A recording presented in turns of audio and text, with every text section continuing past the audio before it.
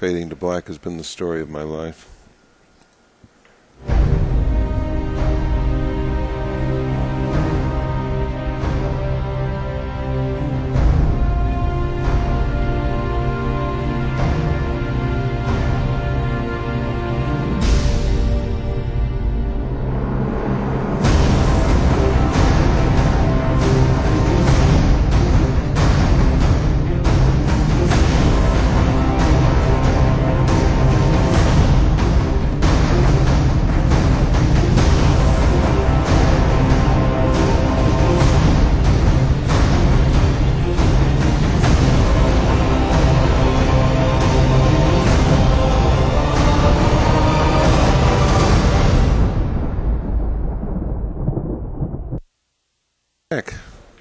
With a pool table and 2 balls waiting for the leg for break. Welcome back, everybody. We're here to watch the World 14.1 tournament. We're here at the Hyatt Regency in New Brunswick, New Jersey. We're here to watch a great matchup. Young man, old guard, new guard, all that other stuff. I'm afraid Max still qualifies as young. I think he does. Hairline notwithstanding. I'm going to have to get past my hairline hang-up here. Max went to school in Virginia, but he was born in Ohio and grew up idolizing the late Don Willis. Just about everybody's choice for the greatest pool player nobody ever heard of. There's Danny Berruti, giving us a fingertip salute. We're about ready for the lag. No dress code can conquer the hat of Danny Berruti. I don't think it can. But he's another fine player to watch, though. Player introductions at this time. Max has just been announced. Ray Martin applauds courteously.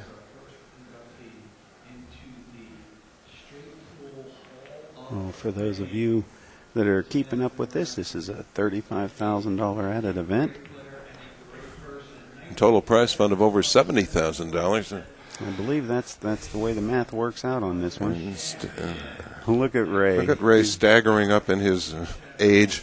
Hamming it up. Meanwhile, he pretty much brutalized the defending champion the other night and sent him to school. Yes, the man is capable of doing that.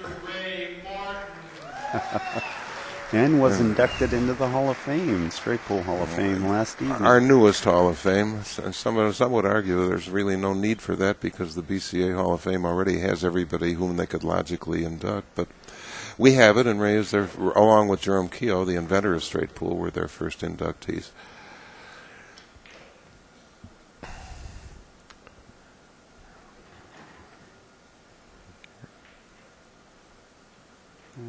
Well, who do you think's got it? I think Max won the leg if he never wins anything else, but this should be a good match. Max will rack the balls himself. I don't blame him.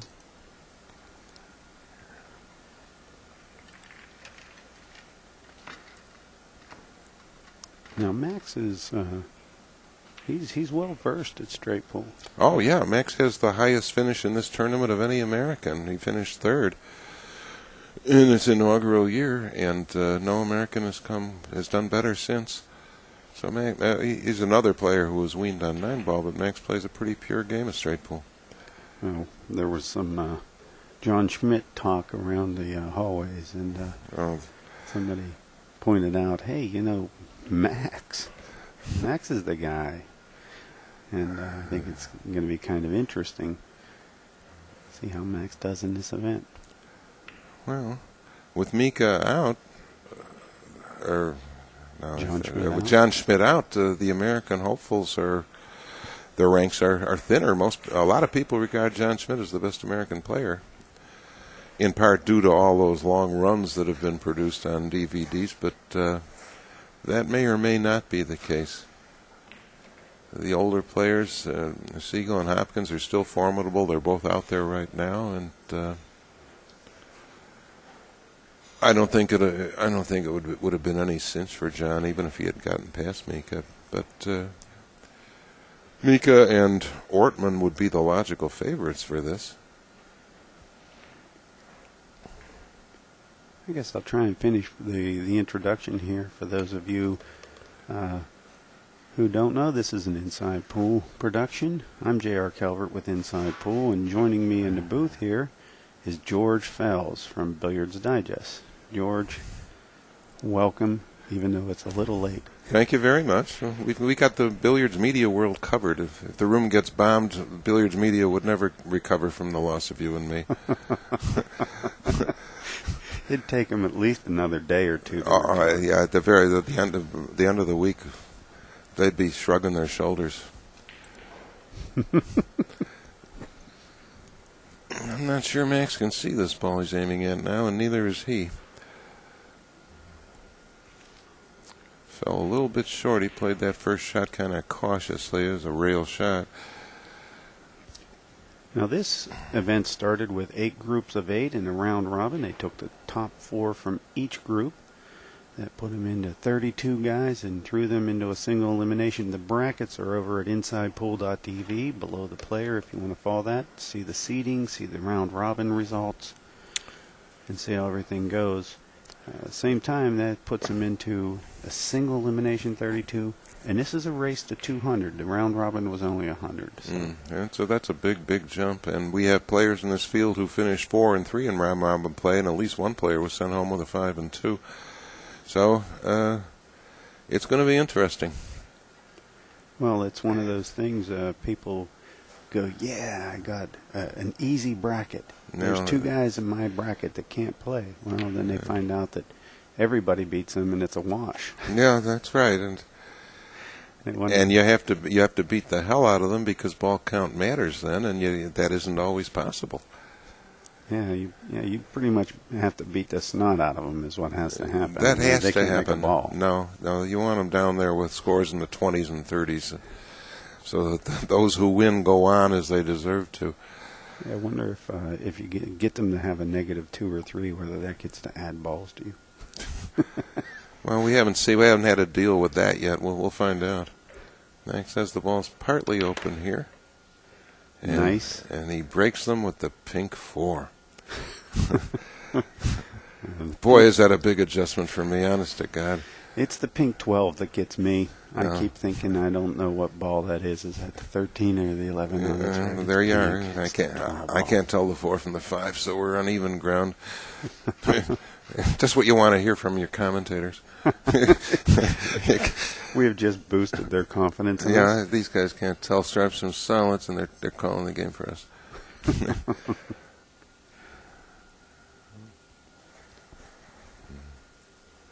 Max would like to find a way to preserve either the 1 or the 9 for a break shot. Notice that the 15 on the side rail gets him relatively easily to the 9 and 6. Or you choose to play them now.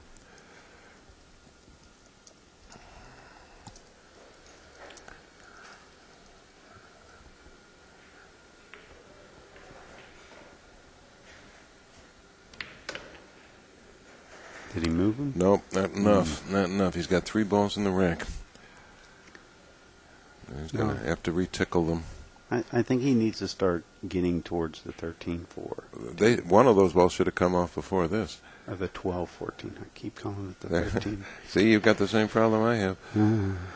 Well, we know that's our issues now. This is the 8 ball, no question about that. Well, remarkably, we were in a pool room last week where the player inadvertently shot the 5 in 3 times while the 4 was on the table. The 4 was that dark that in person, with all the TV lights and everything, he still couldn't say that it was the 4 ball. Well, that makes me feel better. Not much, but slightly. With soft roll on the 6, Max can bunt the 1 out here. I think he's going to the 14 now. And go up into the 3. Let's see. I don't think he can get away cleanly from the 13, except doing that. Now he's hit it too high. That's way too high. I mean, he can still use it, but I wouldn't recommend it. He might save the ball up by the side pocket for a break. That's John Schmidt's favorite break shot, the ball on the side up above. Mm-hmm. Background, we can see another American player, Johnny Archer. Good one, too. I want to tell you what a good student of straight pool Johnny is. He 2 months after Nick Varner taught him how to play, he ran 150 out on Nick Varner. Wait a minute, you're getting those facts wrong. I walked into Starter's Billiards after a lesson that Johnny had taken a lesson with Nick Varner. Mm-hmm. And Mike LeBron, Alan Hopkins, and Howard Vickery were all betting him $20 a pop that he couldn't run 10 balls from the break, and they were robbing him. Really? So he comes to me and he says, JR, teach me how to play straight pool. You're from the north. He said, my backer, Frank Zuma, got me into a mess here with this Cleveland all-around. Yeah. So we, put up we at the end of the night, we'd go and teach him straight pool. Oh, really? Taught him straight pool, and then people would sit in the stands and watch me teach him straight pool for a week. At the end of it, he was running 100 balls, pretty consistently. Well, all credit to you then. And Nick Varner is mentioned most prominently as the player responsible for teaching him straight pool. Actually, kind of funny, but it was Billiards Digest that told the world that I did that. We did? You did. You can look the article up. Gee. Because I remember after I did it, I walked in and somebody, I know the writer, David Thompson. Oh, yeah, I know Dave. Said that I was from Metropolis. And I said, no, it's Coriopolis. Metropolis is where Superman was born. Exactly. I said, well, okay. But the first thing Johnny did is he came over and hugged his girlfriend and then gave me a big old hug. But he ran 200 balls for the crowd. He ran really? 149 because he made his first ball and then he missed. And then Nick ran 36. Johnny ran to 149 out, and as it would turn out, Grady Matthews asked him to keep running for the crowd. He ran 200 and gave up. Straight pool's not entirely unknown in the South. Wimpy Lassiter was from the South, but it's not popular to play for money. It takes too long. A lot of pool rooms in the South charge by the rack instead of by the hour, and they don't even want you to play straight pool in there, so it's not surprising that he would ask you that and clarify a geographical distinction. Now, this break shot that I predicted correctly for Max has lots of dangers. You absolutely have to hit the top two balls here. Or if you go off the side of the rack, the corner pocket beckons. Yeah, He's going to have to curve the cue ball a little bit with draw to get to those top two balls.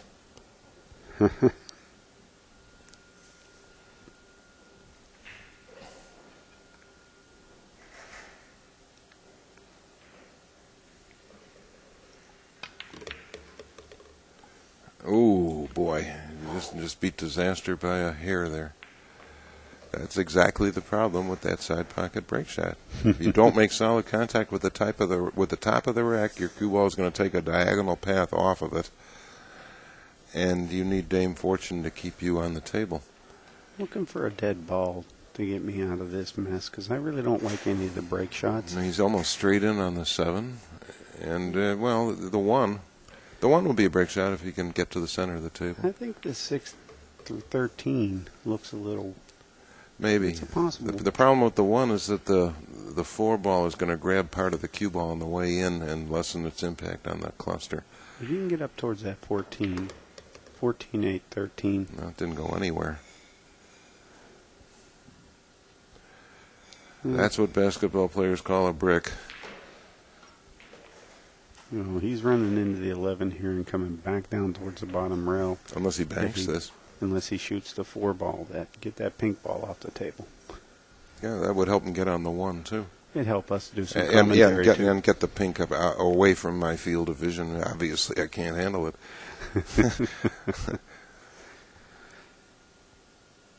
He's going to cut this.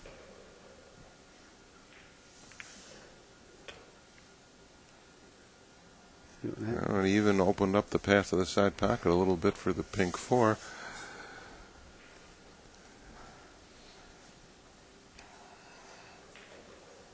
He may be able to shoot the 5 into the side, tickle the rack, and get some separation on the balls. Could.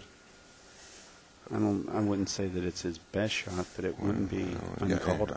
I'm struggling with the 5 and 4 balls again. If that's the 5 nearest the cluster, I'd say that's what he should shoot. Sure.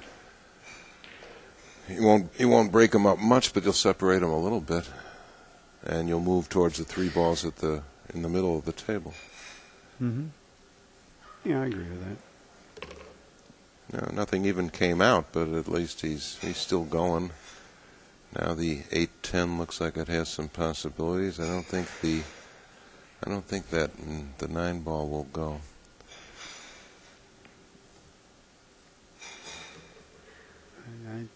I'm not even sure that anything goes out of there.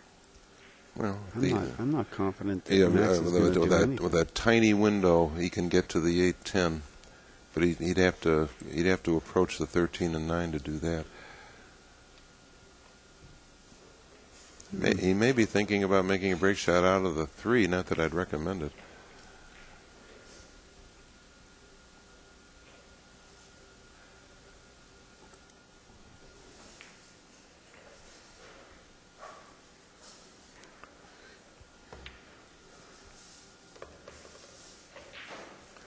The other player I wish was here is Jasmine Ocean, undoubtedly the best woman straight pool player in the world, and she's something to watch too. She's got a great sense of pace. Yeah, she really does.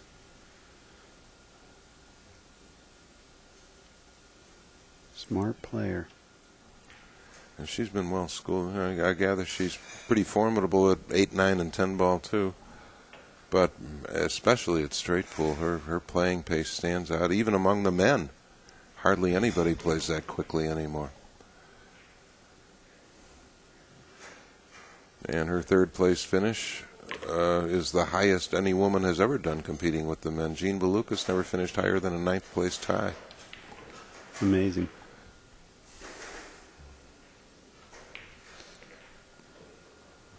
Truly amazing performance. Now, does the 13 go in the side? Is the big question. I don't think so. I think Max is looking Looks to like throw it in. Looks like the ball nearest us might be makeable in the corner, though.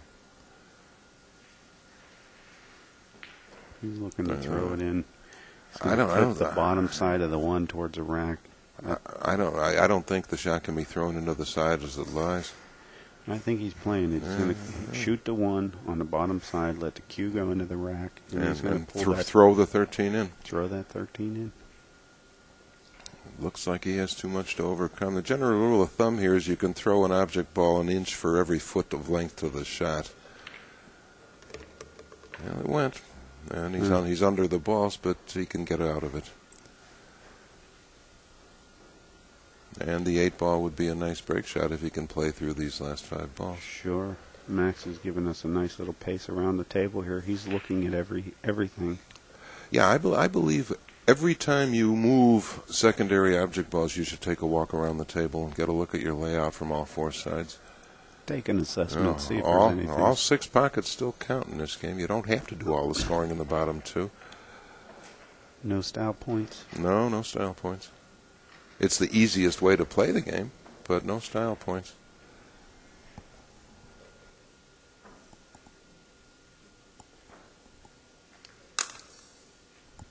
Oh.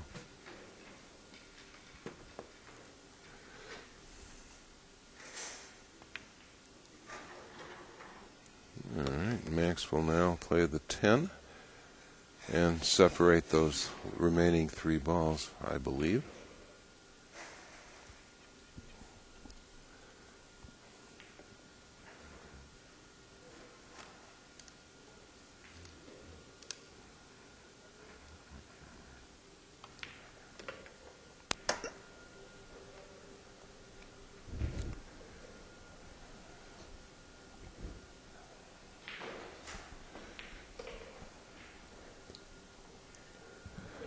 Okay, Max has the 9 and can bump the 12, but it's awful late in the rack to be bumping balls. Yeah. Even though you can handle this fairly easily, the ball should be separated before this. And good speed that time so that the 12 ball becomes a good key ball for him. Players overlook the value of key balls below the break ball, but all you need to do is control the cue ball speed.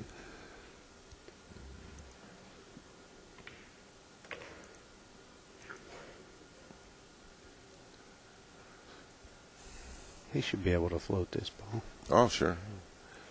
Use a little bit of reverse. Inside English again to kill the cue ball's angle of rebound off the rail.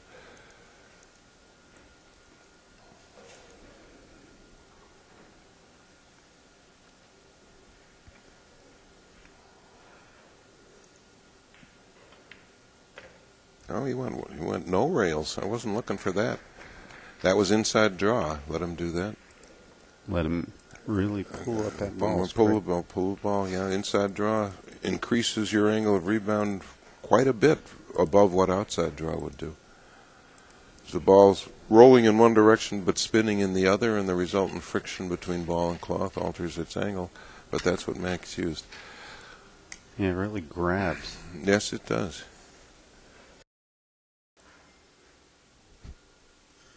George has been out monitoring the progress outside. He'll be back with us in just a second.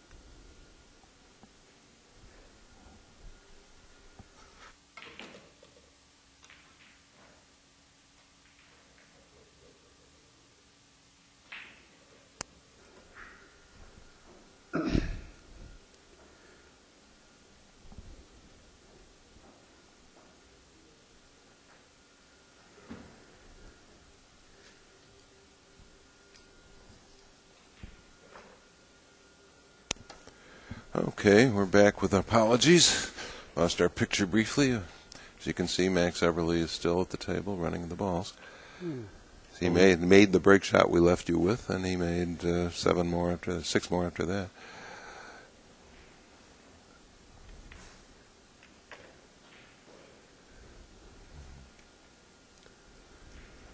Okay, Max with 3 balls on a side rail now. Not exactly ideal, but can be worked with.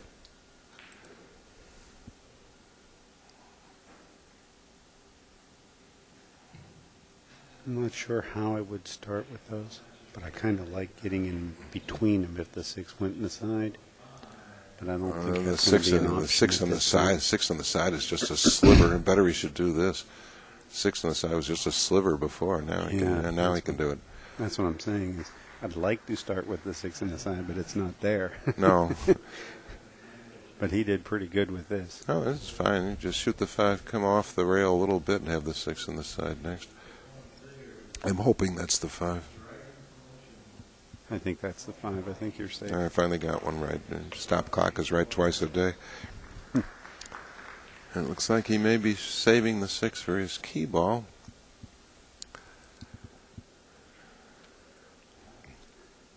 Go 3, 13, 15, 6.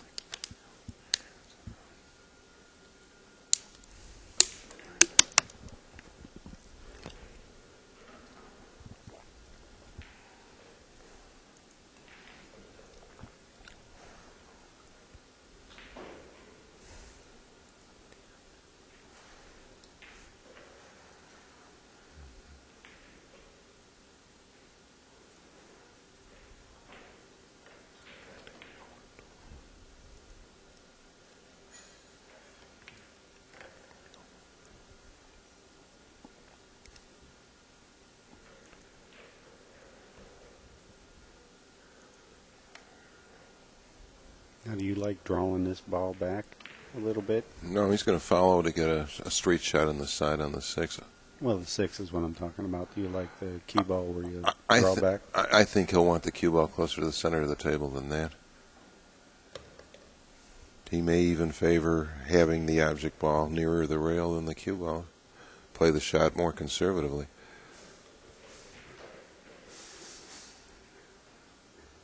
Niles Fian would opt for leaving the cue ball nearer the rail almost every time because he likes to really drive his break shots. Right.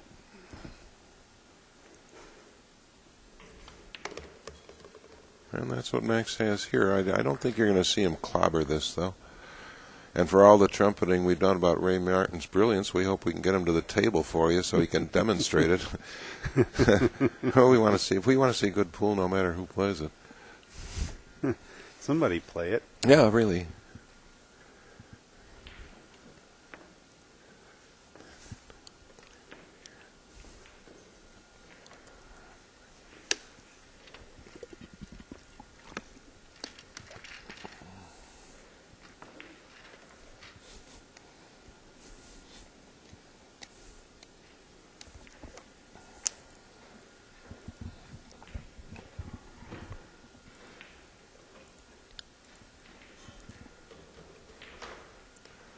So we're at 42.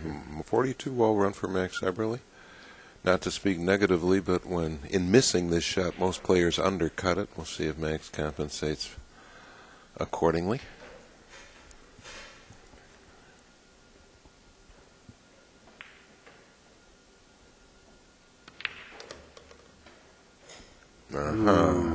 That's the second time he's flirted with that.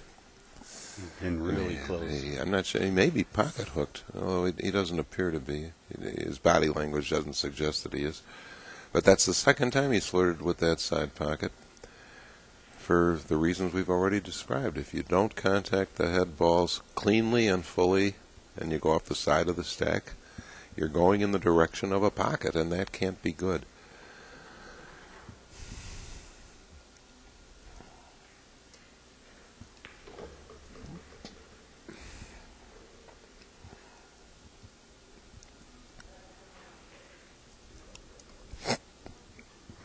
He's going to draw this and try to open up that little cluster just above it.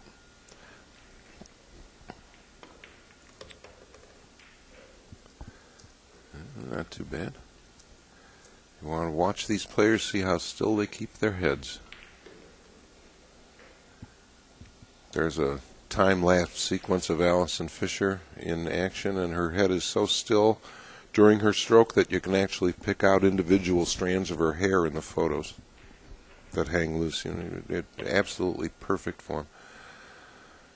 Pool doesn't ask that much of you physically. Hand-eye coordination and rhythm. One forearm moving roughly a foot, most of the time less. And the eyeballs. That's all Pool asks of you with your body. And look how much more players bring to it than that. Kind of amazing. Background, maybe you can see Mike Siegel over to the right racking the ball, something he's not used to doing and usually does so noisily. He's playing Jonathan Smith. I don't know how that match is going, though. I have no idea. Siegel would be a logical favorite.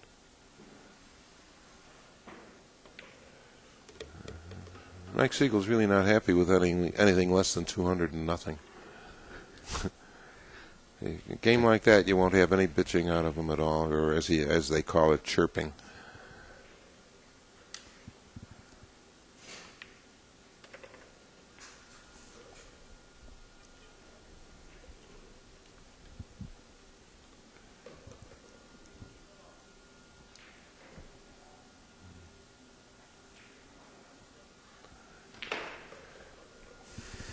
I don't think he needs to retouch anything here. No, these balls can all be made cleanly.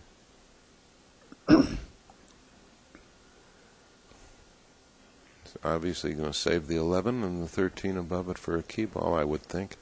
I would think he'd love to be able to get on that 11, that 15 right now, so that he could shoot the pink 4 ball next. You're going to rub it. You're going to really rub it in here, aren't you? I don't deserve a minute's peace, but I can see I'm not going to get one.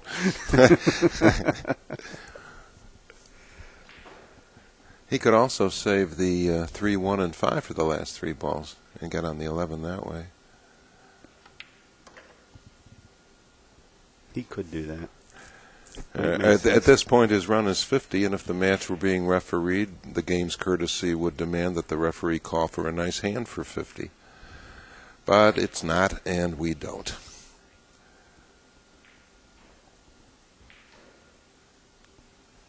The famous referee, Cue Ball Kelly, that was his signature. A nice hand for 50.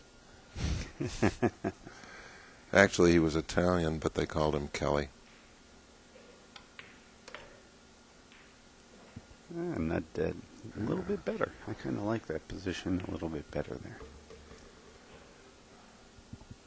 Now he's obviously going to take the ball from the rack here.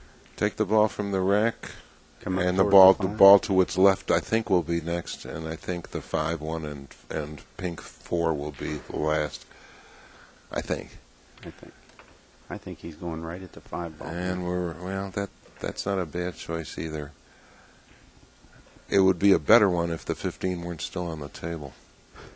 It would be awesome if the 15 was going. Then you'd have 3 relative stop shots for position. But you can use the 15 for a key ball. It's not the world's greatest key ball. You have to land on it pretty precisely with some angle, but it's all right. I think the crowd in the front is waiting for a Ray Martin run. I think so, too. I think I see one person under the age of 40, so I think they're here to watch Ray. Yeah, I think so, too. Max is a good guy. They're not pulling against him. They just want to see Ray. The person under 40 has been told who Ray is.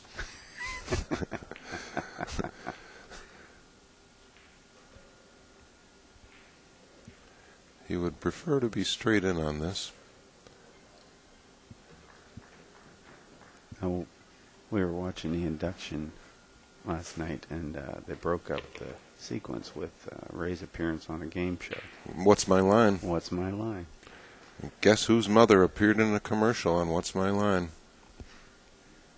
Really? Yeah, she was an actress. Their original sponsor was a deodorant called Stopette, and she did a commercial for them where she portrayed a nurse. And so not only do we have Ray Martin on What's My Line, but we have George Fels' mother. How about that? Ray did stump the panel. They used up all 10 of their guesses trying to figure out what he was. They were only told he's a world champion of some kind, and the closest they came was table tennis.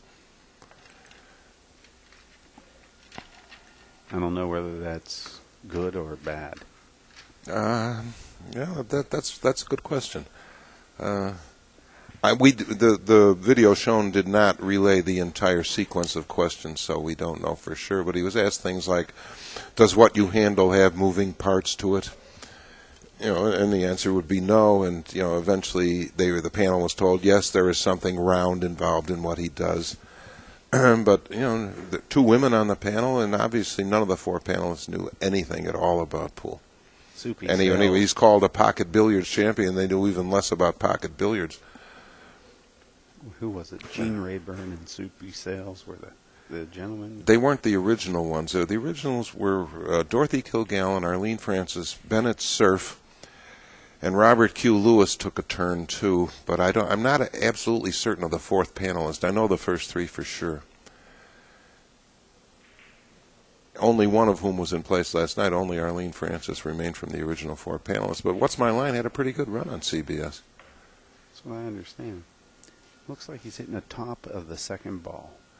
Yeah, and he needs good draw to get back to the center of the table here and not get stuck. Yeah, now that was right-hand draw, which is why the cue ball had a coronary coming off the rail. Yeah, had he put left. Had he been left, he'd be closer to the center of the table, but this is fine. He got a nice scatter. All 14 balls are separated here. Hit it fairly well. Yes, he did. It's actually 57. 57 to zip.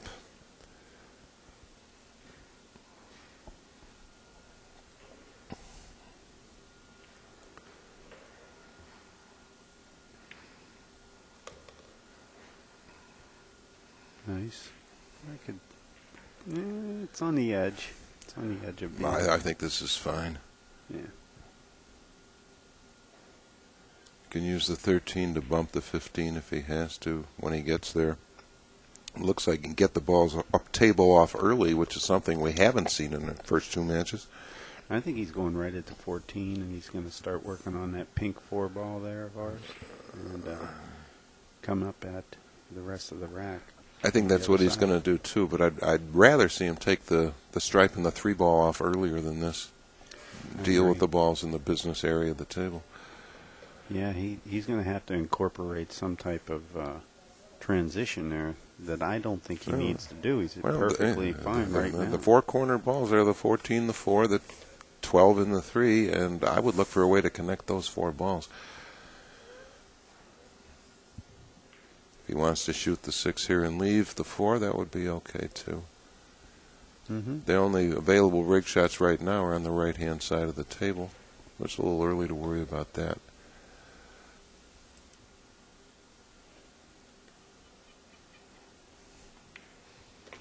Max grew up at the Velvet Rail in Dover, Ohio. I believe that's his grandfather's pool room where he learned to play. It was his grandfather taught him to play, yes. In Max's book about Zen and pool, there are some pictures of his family from Ohio. Even an early picture of Don Willis, as I recall, who beat just about everybody, including Jimmy Karras. The only match he's known to have lost was to the late Harold Worst, and it's no disgrace to lose to Harold Worst. It's saying something. Yes, it is. Lassiter said, for the record, if I had one shot to shoot for all my money, I'd want Don Willis to shoot it. He was working up to cliches in tandem. He said he's got the heart of a lion and the eye of an eagle. Can't say much for his prose, but I get the basic idea. Don Willis was said to be proficient at many, many things, including running backwards, horseshoes, and playing cards. He made some grandiose claims about table tennis that are considered farcical by anybody who knows anything about table tennis, but all the other things seem to be vouched for. Now, does he come up and try and get on this 13? I'd rather see him do that than run into balls. I really don't want to see him run into this 15. Well, unless he bumps it up a few inches for a higher break shot position, and then he'd have the 13 and 8 for safety valves, but that's pretty fine to get by the 13 without touching it. Pretty delicate. Well, if he does come from this angle, he's going to come and hit the bottom of the 15 and slide away from the 13.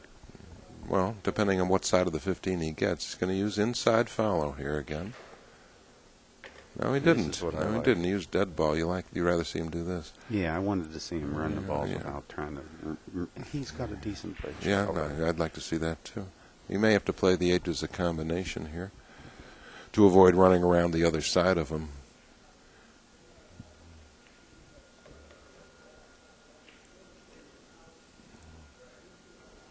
Shooting it, I don't think he likes it much, or he wouldn't have taken quite this much time for it. Okay. But note how he's hampering himself by leaving those 2 balls up table this long. One does not get him readily to the other one, as it would if the 3 were closer to the side, and it's going to be a problem for him. It's like life. If you solve your problems sooner, it's better than later.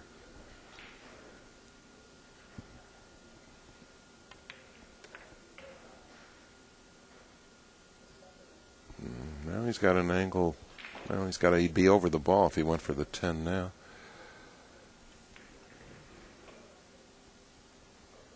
It can be done. It's just not the ideal way to go about it. Layout should be reduced to the lower half of the table, and you don't want the ball spread into 4 separate counties like this. Yeah, this is a nightmare right now. It's not a nightmare. It's just way less than ideal. I mean, the shots are certainly makeable, but the position, he has to hit them harder than he'd like to, and the position doesn't flow naturally. You have to force position. That's what I'm saying, is nothing really looks like it goes to the other one. No. And they're all 5 feet away from each other. Yeah, exactly. His basically his key ball, he's going to have to travel a minimum of 3 feet, it looks like. That's normal. I don't even see a good key ball here. I think it's the 3. It's the 3, and get a good angle on it where you can draw off the side rail and get closer to the 7. But notice how awkward position is between the 3 remaining balls. Well, he had to hit hard enough to fiddle with the pocket jaws on the shot and hope that they were kind, and they were. If he leaves the 15 for a break ball, that's worse.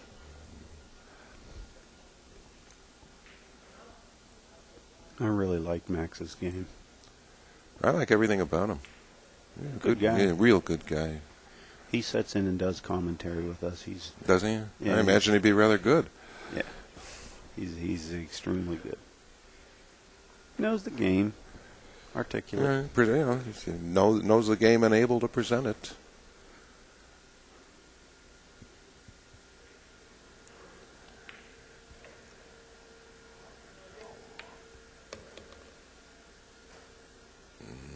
Hope you don't come out straight here.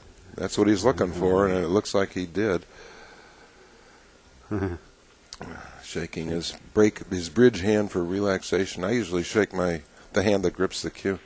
Remind myself not to squeeze, I used to constantly rub my bridge hand on my pants. Keep it dry? Keep it dry. Smooth. It's like it was sanding at my skin. What did your pants look like after a long session? Oh, totally messed up. I just had the cleaners tell me they had to put my pants through twice because of the dirt I picked up from the rails on the table where I play. I dragged out my playing apron. Yeah. I haven't played without it since. I used to play a lot of three cushion, and one of the three cushion players wore an apron. Okay. And yeah, you see it more commonly on the billiard side of the room.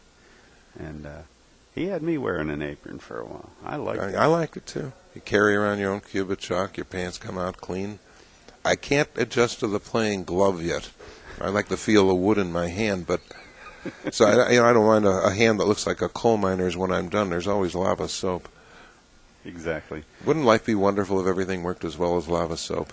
It has one job to do, and it does it flawlessly. Get dirty hands clean. That's all it's meant to do. Wouldn't it be nice if everything was compartmentalized like that? You got one job to do. Do it to the max. Yes, sir.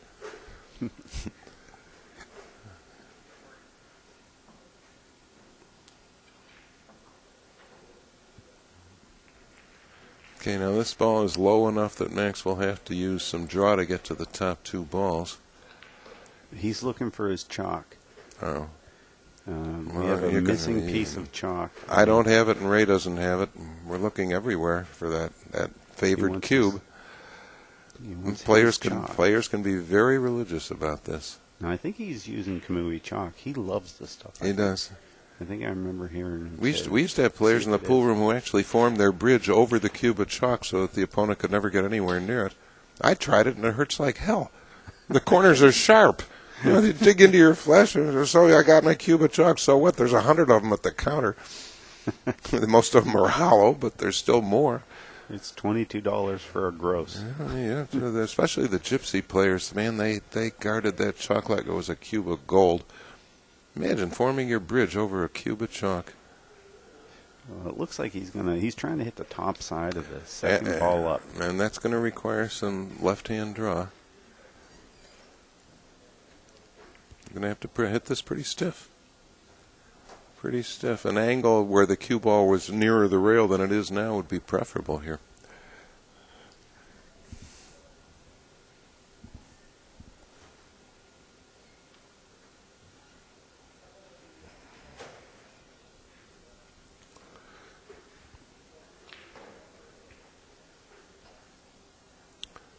Mike Siegel just threatened the rack with his cue twice. He's buried. He's downtown on this clock. Yeah, and that's one of the pitfalls of drawing the break shots is the pack may not deaden enough of it for you to stay there. He wants that 6-ball really bad. I don't blame him, and I don't think there's anything like dead in his like stack. the comfort of a hanger here. The 9-ball's not really, or the 1-ball's not really that tough though. Yeah. Max is on a 71-ball run right now.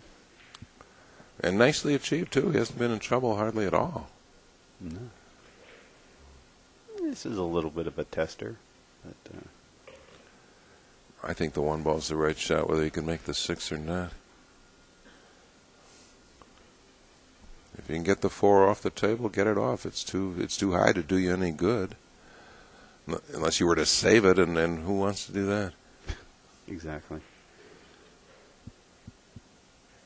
I like hitting this one down in the corner with pocket speed and coming in on that 9. You have the 8 and 9 to really kind of salvage you and get you started, just like you said.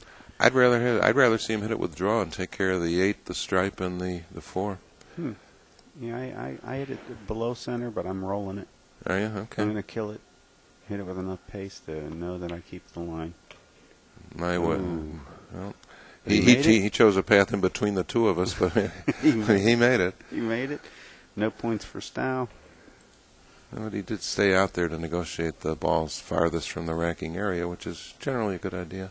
Yeah, you don't always want to go up toward the rack on a questionable He's looking to see if the 10 goes by the 9 there into the right-hand corner.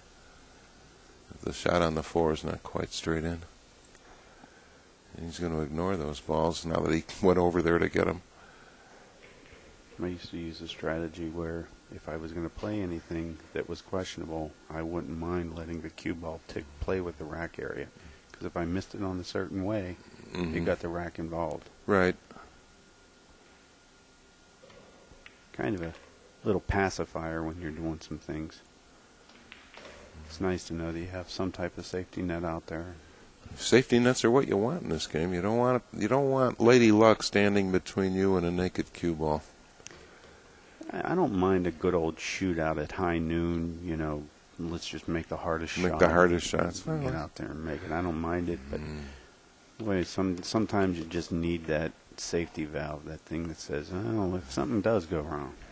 And we'll remind our viewers that the term hard shot is largely semantics. What it means is you have a less frontal view of the point of aim. It doesn't mean the shot can't be made. It's just not as comfortable. The game doesn't give a fig for your comfort level most of the time. No, it doesn't. He's going to have to manufacture a break shot here. I think the 13 lies a little low.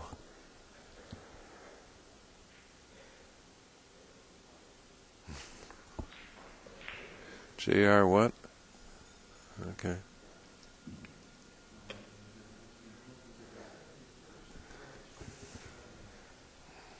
We're helping some of the folks on the chat. The folks on the chat are helping us. Good. We're keeping us informed on some things. It can't hurt. The way things are going, miscalculated scores and player tantrums and messy chalk. We could use some help. That didn't turn out as well as Max would like. There's no stinkier place on the table than where that striped ball just landed. It can't be made in a side or a corner, and it's frozen. Ideally, what you do here is you find a ball to send into that side pocket that you can graze it with. Exactly. Exactly.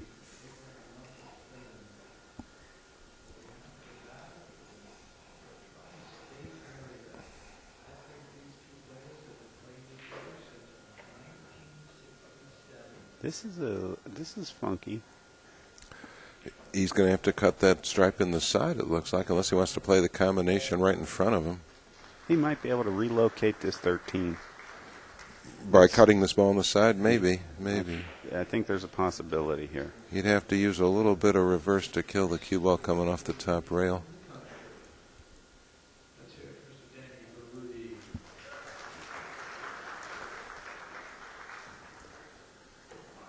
I'd like to stream a Danny Berruti match if we can get one later. I definitely would. He's a superb position player. Nice guy and a good commentator, too. A very bright man, chess grandmaster. Is he? Yeah. I asked him last night, do you think your chess abilities feed your ability to pick out position patterns? And he said, that's a very good question, and nobody's ever asked me before. Huh. He doesn't play chess anymore, but he was a grandmaster. Here we go, just like you called it. And he did relocate the 3 at least off the rail. That's way better than where it was. I used to play pool and hang out with a guy who's now a professor, and he was a grandmaster, chess player, great player. We had a couple of them in the pool room I played in before moving over to Chris's. Pool room's still there, but nobody goes in there anymore, and Efren was living in Chicago at the time, and these guys saw Efren play chess, and they said he's actually maybe a couple hundred points behind us, but no more than that. He's a little bit. The way they described his chess game, it sounded like they were talking about his one-pocket game. They said he's a little bit over-aggressive, especially in endgame, but if you show him an opening, he'll tear you to bits, and that's exactly how he plays one-pocket. Over-aggressive in endgame. He's just a good game player. He plays good gin rummy. He plays good mahjong. Some people are good at games and some aren't. Max still needs to manufacture a break shot here. It's a little late for that. He could pocket the remaining 5 balls, leave the cue ball on the rack, but he's going to take this ball off now.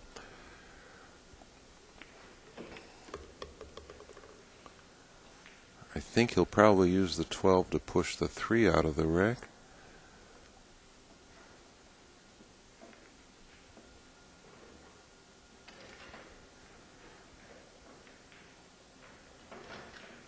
I can see coming down for the 5.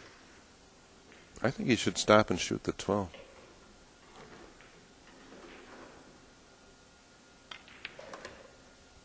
My way wins. Your way wins. Once. Too straight on the 12. Well, my problem is that I still don't like the way this is. You have to finesse this. There's nothing that's a pat. He doesn't have an angle to finesse anything right here. He's too high up for the 12 to bump the 3. I'm not saying this shot. I'm saying the whole thing. approach. Yeah. This whole thing, they're not adding up to me. No, yeah. This rack has been played sideways. Yeah. See, I wanted to get underneath the 5 and knock the 3-12 or 3-10 towards breaks, but that isn't going to happen here. That's not going to happen, and I can't tell if the 5 is out of the rack or not. He's probably going to push it down now. It is. Well, I don't know if he can get away from it here. I think he's going to hit this with a lot of low right and get around the 5. Yeah, he'll spin over to the side rail and flop out for the deuce. Okay. It's a problem of reaching the shot.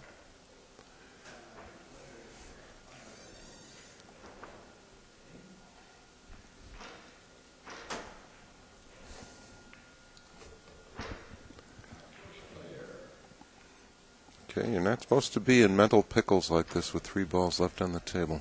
No, you'd kind of like to have 3 stop shots, 2 stop shots, and a nice break angle. That's the way the old timers would do it.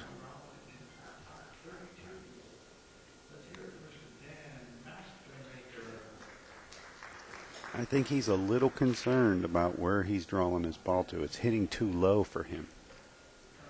Well, he's concerned with playing the 12 without touching the 5 or the 4, whichever that is. It can be done, but then there's a matter where the cue ball winds up. He may hit this with low inside to really pull it away. Then when he hits the rails, it's going to be harder to control the flow of the 2. Yeah, towards the 2. And this is one of those shots where you use a little bit shorter stroke. Yeah, you punch the ball, you tighten up your bridge hand a little bit. Yeah. Death to the albino fool.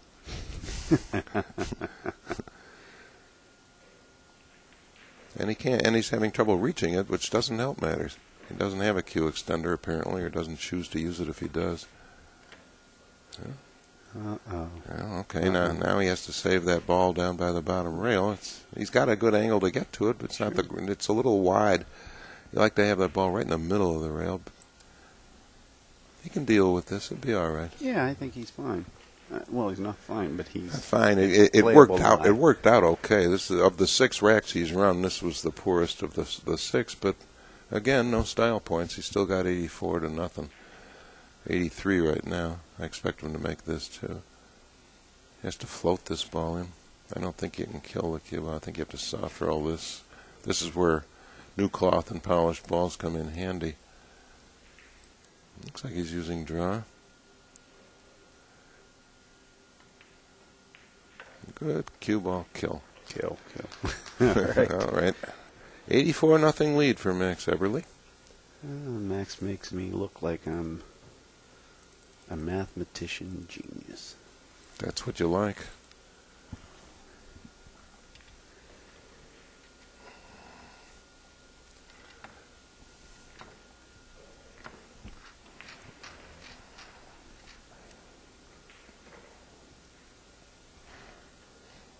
So far, Ray Martin has demonstrated remarkable skill in racking the balls. That wasn't what we hoped to show you, though. I think my back would be hurting right about now. Well, presumably he has a comfortable chair in which to sit. But he's, 75, 76 now? Sitting probably isn't good for him. 76. It's no good for me. I think he's just looking at this as a stroll around the room a little bit. A nice little leisurely walk that Max happens to ruin. Not a bad idea. Max shooting on 85. Shooting on 85 with a good chance to clip the corner ball. left-hand spin here, one rail route. We've got, still believe John Schmidt.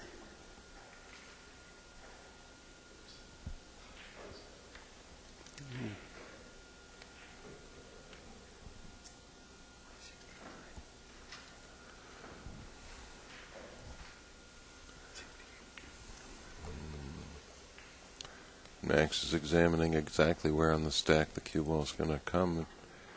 It better include that orange ball. That pink 4 ball there. Oh, there we go again. That's solid. That's solid in the corner.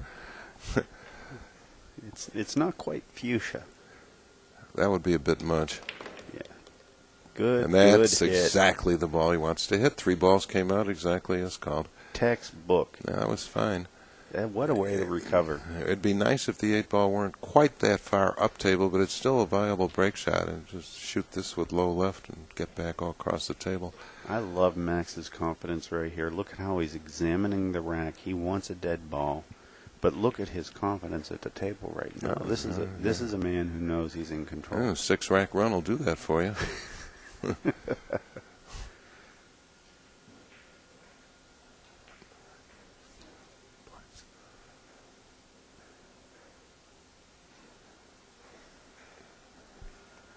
He really wants F-15 to be dead.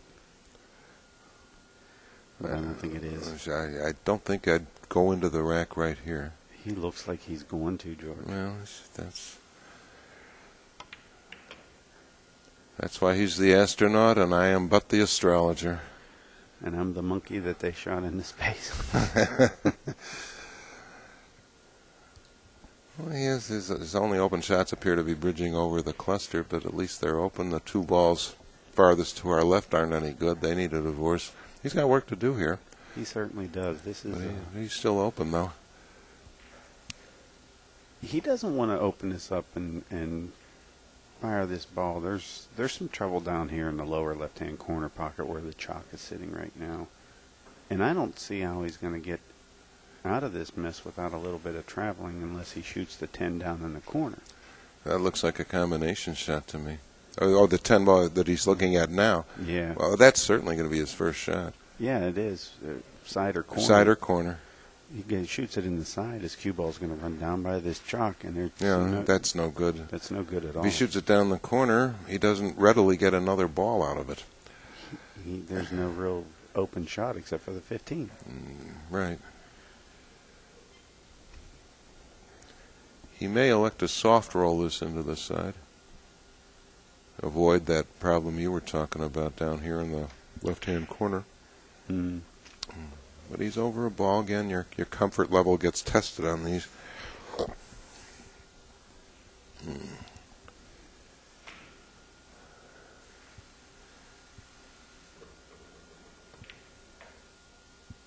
He went long with it. Split the hole. Good shot. Good position. Now, what is he going to go for after this? Let's take a look at the rack area here. That's a good idea. I think the 14 can be managed. Small window. Small window. And running into the 2 balls nearest us. And I think he's going to hit the 7. He's almost inevitably going to hit it on the bad side. Yeah. Probably kick the 7 over towards the 1-5 if he hits it that hard. Or he can go in, mark it in front of the 3. Or go into the 3 off the 14. But after this, there are no ready shots unless the 13 goes by the 9, and I don't think it does. I can't really tell. Now, the 9 goes up in the corner that he just shot the 10. But right, look at what we're talking about here. This suddenly, he's got an ugly spread for how good he hit that break. Oh, wow. Well, how confident is Max Eberle? That's the potluck approach. And sometimes it works, sometimes it doesn't. It did then. Confidence and power. Draw break shots like that make it almost impossible to predict where the newly scattered balls are going to go. And you know the cue ball is going to finish up someplace close to that cluster. So it's not going to go all the way through. But this worked out fairly nicely. Still got 2 tandems to deal with, especially the 4 and 9. Or the 4 and 1, I guess that is. 5 and 1, I think. Is it the 5? Okay, well, yeah. Those 2 solids. he may be able to come up and touch the 9-6 after the 3, and then use that pink 12 ball. If he can avoid the 7 with the cue ball. With the 7, I think it's a natural, but he's going to shade towards the side. That's going to carry him the cue towards the 8. That's fair. But he should be able to use that 12 to. Actually, if there's enough room between the 6 and 9, they could both be made separately. I don't know whether there is. It looks like there's. You can't tell from here. I think there's a small space between them. The 9 might be able to be made. Doesn't matter now. Doesn't matter now. He was going at it with the idea. But he has that safety valve. The 14 over there, yeah. Going to have to use some draw to be able to get to the 7 after this. Max is on 88 right now. 88 ball run. Right.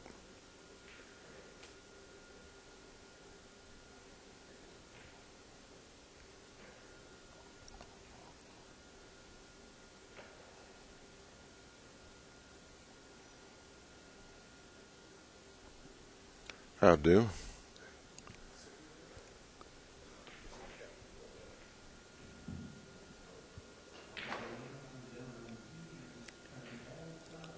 Now, do you stop this ball, get a shot on the 6, get a shot on the 7? I think you draw it a little bit for a shot on the 7. These 2 balls nearest us have to come off. At least it looks like he's addressing the ball, so he's going to draw it. I gather a match just finished. That's the loudest burst of applause we get. Oh, refused. There was no room at the end. Run of 89 for Max Eberle, and he jaws the 14. And well, now we get a chance to see Ray Martin play. That's still a nice way to open up, though. Give your opponent cause to think. Max wants another ball out of it, but sorry, Max. Only 5. Turned away. That's the first long shot he's shot out of the 89 balls. Yeah. The reason I was asking about that draw is I actually like at certain points just to level out the cue and stroke that ball in. All right. Don't look for Ray Martin to hit anything hard, and don't expect to see him shooting too many challenging shots. He plays sequence well enough that he really doesn't need to.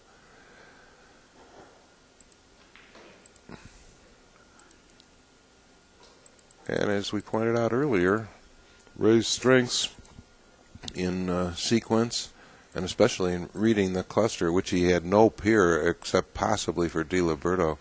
He's one of the greatest ever to play the game at finding shots in the stack.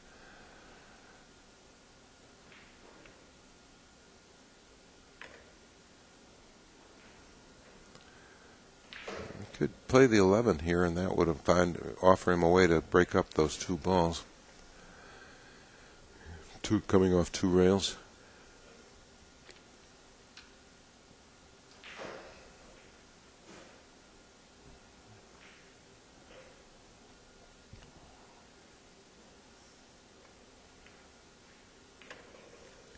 Chose not to do that.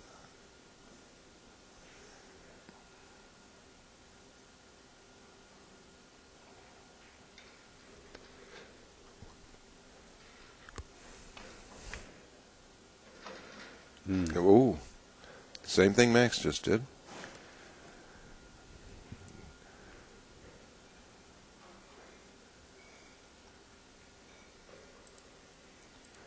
Made 5. I think it's 7 left. 89 to 3. Yeah, that's right. Okay. Disappointed we couldn't show you more of Ray Martin's play, but I imagine he'll be back to the table at some point. Is Max taking a break? Because if he is, George is going to take one. I think Max is taking a break. George is going to take one.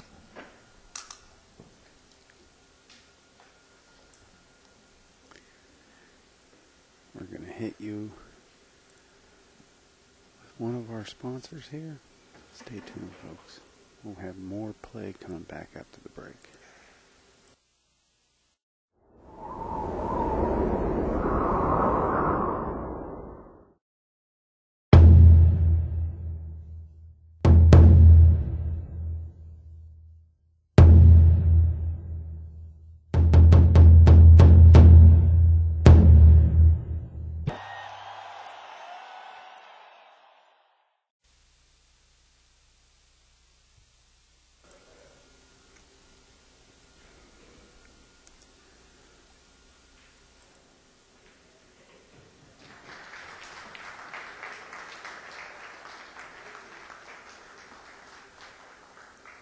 closed the washroom on the first floor, so Max had to go to his room. It's going to take a little longer than we thought. What happened? Steve Lipsky beat Stefan Cohen. oh, great. And then Brandon Schuff Yeah. beat Eckert. Brandon was on 99, Really? and then Eckert was on 173 with the perfect breakout ball, and he missed that shot. Oh. And then Brandon came back. And Steve just Cohen is like a chocolate. Wow, that's amazing. Folks at home, some of the updates from Cindy Lee, president of Dragon Promotions. Steve Lipsky has defeated Stefan Cohen, and Brandon Schuff has defeated Ralph Eckert. And was it 101 balls and out? Is that what he did? That's a 200 ball 200 ball run. run? No, not a 200. The race is up to 200. Right. Yeah, he had 99 balls. Oh, it wasn't a 99 run, but he was at 99 and missed the cut shot. He was at 99, missed the cut shot. Ralph came back and was running about 40. Perfect breakout ball on the 5 and missed the 5 on the corner. Excellent. Perfect.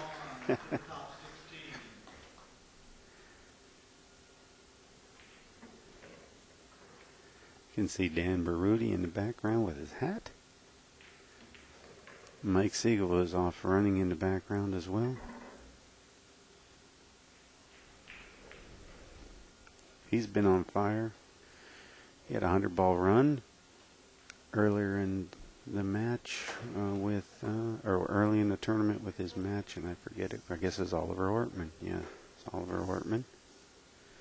And up until the run that we had earlier, 124 from John Schmidt.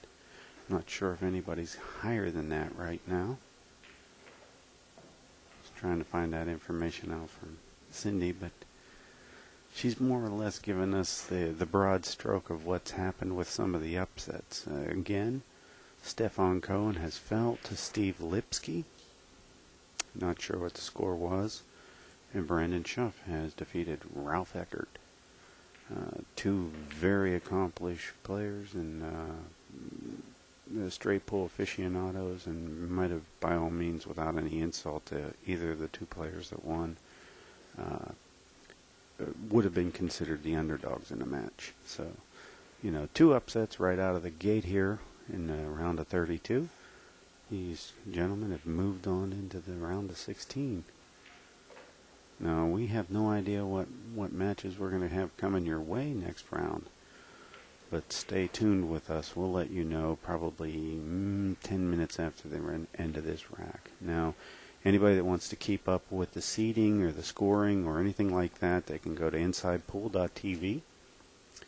We have the schedule for the day, and you'll see that there's a lot of to be determined sitting there. But we have the seeding after the round robin. We also have the single elimination bracket. Now, we'll update that after each round ends, and not round of play, but round of in the match.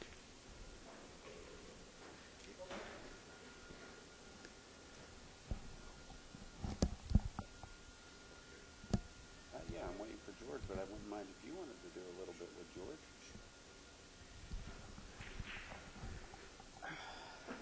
Like that.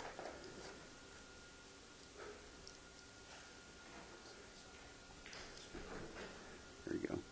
We're going to have Carl, and it's Kantrowitz. Carl Kantrowitz is going to join us, folks. He's already done a lot of commentary. We're going to have him join George here very shortly when George gets back. But Max is back to the table, and he has missed his first ball.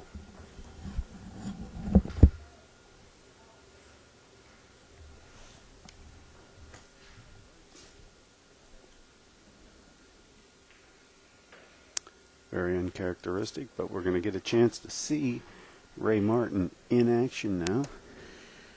That was very surprising. Max jumped up to the table. Usually he's very methodical, but he appeared to just jump up and shoot that 8-ball very quickly. He took a break and came back, and I don't know if he was properly settled. Let's see if Ray can get some blood flowing here. He was sitting down for, I guess, about 45 minutes or so. So he just told me that he's got to get some blood flowing. Yeah, he does. Well, Max put him in his chair for 89 balls. Yeah, that was a nice run. It was a nice run.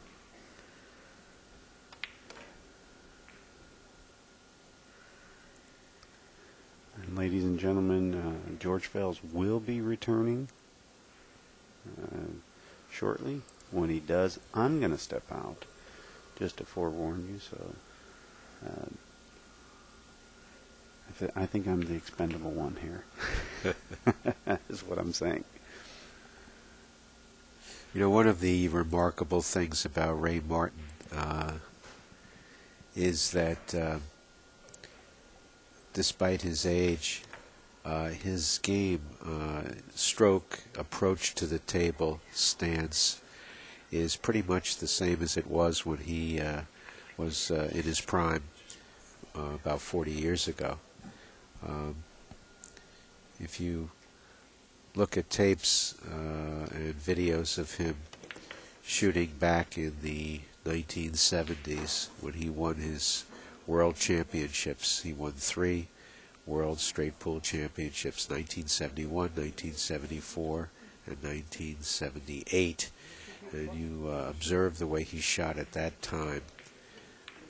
His stroke, his approach, his stance is very much the same. Now, it looks like he came up a little short on that break ball. He's going to have to figure out something there. It looks like the 6 ball is just a little bit high and his cue ball is a little bit low. So it may be the end of the run. We'll see what he does. The score is 89 for Max Eberle, and I believe Ray Martin has 9. We'll see if he posts that score.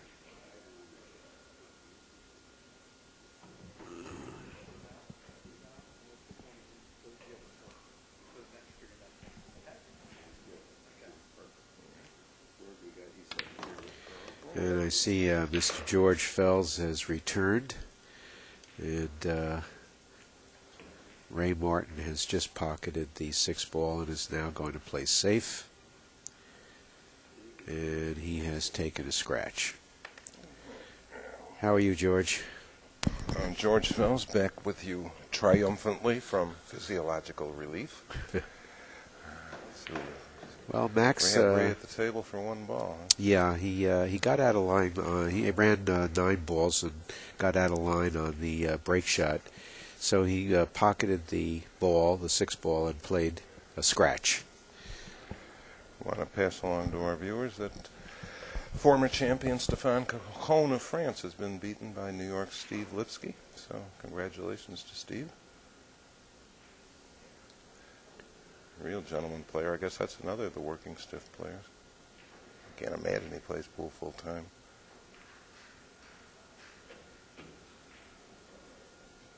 Gonna have a safety battle here for a while.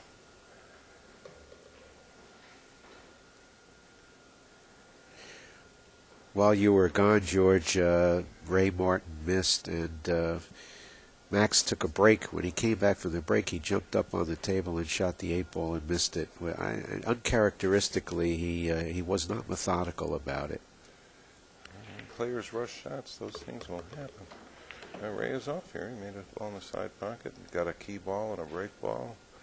We should see him at the table for a little while here. Again, don't expect to see him hit anything hard, and don't expect to see him shoot anything hard. Play straight pool the way it was meant to be.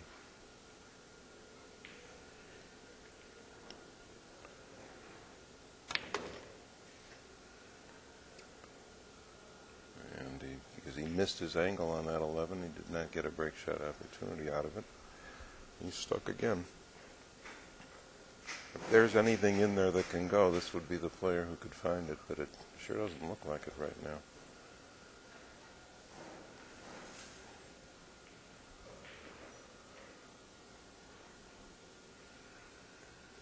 He made the first shot, he made the key ball, but he missed his break shot position. Look out. looks pretty good there. Yeah. Well, flirted with the pocket jaws, but that's about as good as you could ask for.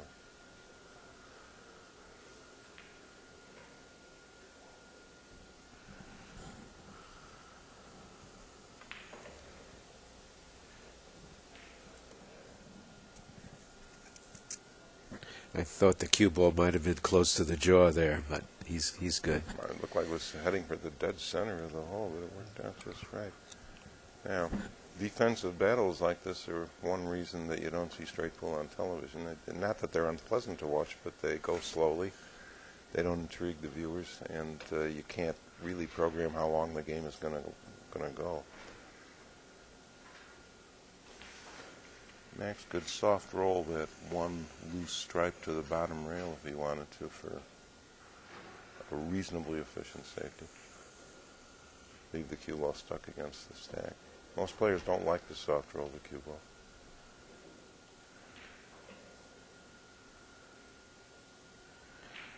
Also out is the fine German player, teacher, producer, author, Ralph Eckert.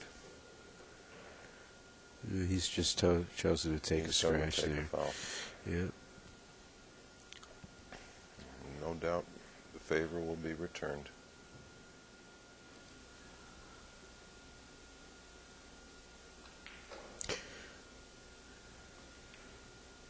I was observing some of Ray Martin's videos back in the 70s and 80s, and his stance is pretty much the same. His stroke, his approach. Nothing has changed except that he moves a little more slowly around the table. Yeah. A few too many birthdays, but other than that, it's the same player. Yeah. He's been a pretty good two-rail lag there to leave the cue ball frozen that way. Very nice. Ray was telling me that he's been practicing 2 hours daily in preparation for this tournament, which is his first straight pull tournament in 2 decades of a national. I'm sure it's his first tournament, a meaningful tournament of any form in that time. And he ran 117 balls about 3 weeks ago. Guys like this seem to fall out of bed and run hundreds of balls. Makes you nuts, but some got it and some don't. That was a nice feather. Very nice. He didn't leave that 9-ball dead freakily, or the 1, whichever it is.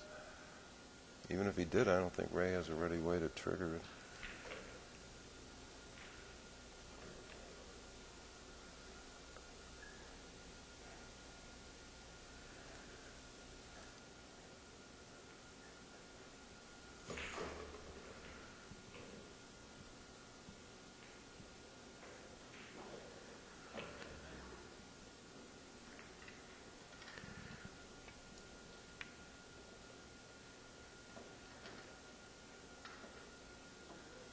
I would like to have hit that a little harder. Yeah. Take it out of the realm of a side pocket shot where you could come around the table for a real Yahoo break shot if you chose. Yeah, that's what Max is looking at. That's what Max is looking at now.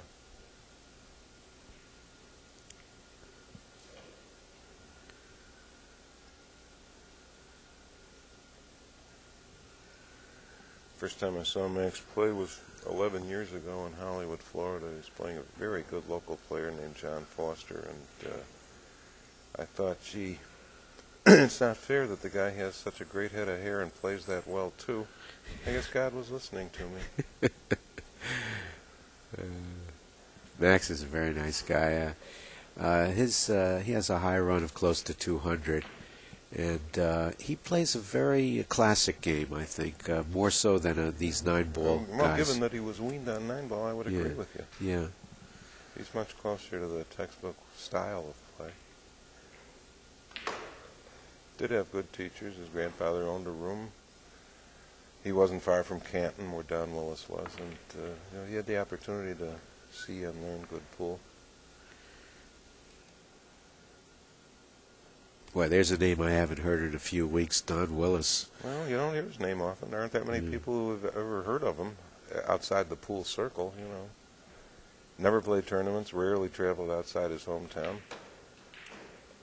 And yet, his 7 children insist that they never missed a meal, and their father paid his taxes, and You know, he never had a job.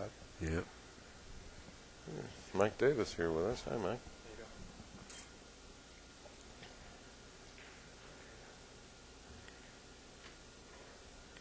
There are so many Don Willis stories. Oh, my goodness. Some true and some not. He shouldn't have ventured into the arena of bragging about table tennis, because that's a sport I know something about. And my college roommate is a founder of that sport's Hall of Fame and knows the two players personally that Willis claimed to have beaten. And they both said, we never went to Canton and we never played any pool hustler. And if we did, he wouldn't have won.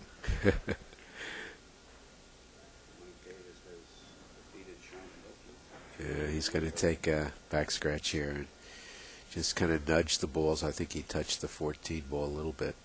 Yeah, as long as we're acknowledging Mike Davis's presence, we should mention that he just won his last match against Sean Wilkie, so he will go on to the next round. Another player weaned on 9-ball, converting to straight pool. One of the more unusual strokes in the game. Yeah. Kind of looks like a teeter-totter. But at the moment of contact, he's absolutely perfect in that respect. He's like Lee Trevino and Roberto Clemente, both of whom had horrible swings, but still managed to hit the ball perfectly. Well, you point out something, George, that a lot of people might take note of, and that is that it's the point of contact. Here Ray's playing a delicate save. Just nudge the 14 and dare him to shoot that stripe up the table. He lets him do it. But we have another famous stroke king, or shall we say prince, in Alan Hopkins, who probably has the herky-jerky stroke, but boy, at the point of contact, excellent. It hits the ball exactly like the late Johnny Ervolino did. And yet both men played good billiards with that peculiar stroke. In Hopkins' case, it was said that he had a table at home that didn't quite fit the room, so that he was always going up against the wall, and then he learned to play without a backstroke.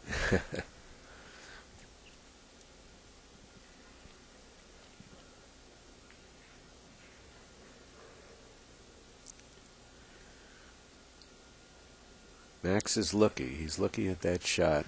It's very tantalizing. It's tantalizing without anything really great to come back for.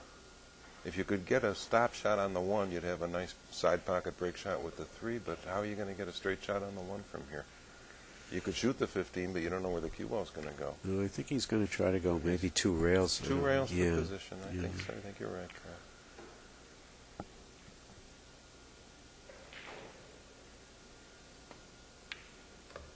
Wow. Right down the center. Wow. A little harder than he would have liked. He got the break shot anyhow if he wants it. Yeah, this 3 ball is just about in the center of the table, so if he decides to take this, he's going to have to watch the cue. Well, withdraw a 90-degree deflection, he goes right into the top of the stack. Yeah. Where it goes from there is the problem. That's the problem. Yep. He's looking at it.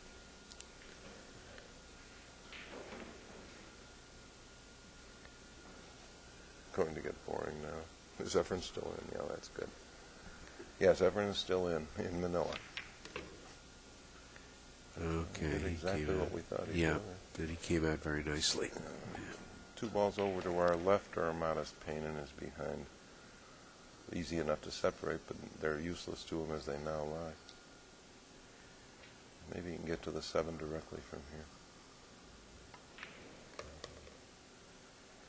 You can save the 2 and 14 balls or the 2 and 10 balls for his key and break shot if he'd like.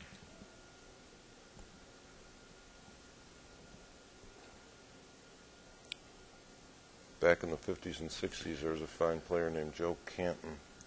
He was only about 5'2" or so, and there weren't many shots he could reach. So he would orchestrate a key shot, break shot pattern like the 2 and 10 and another ball out by the side, and if the rack didn't yield that pattern, then he'd nudge the balls over until they did. Get him on his side of the table, do a break shot he could reach. Yeah. Jose Perica generally likes to play the break shot from that side of the table as well. He's about 5'4". Yeah. There he is now, over to the right. Yeah, there he is.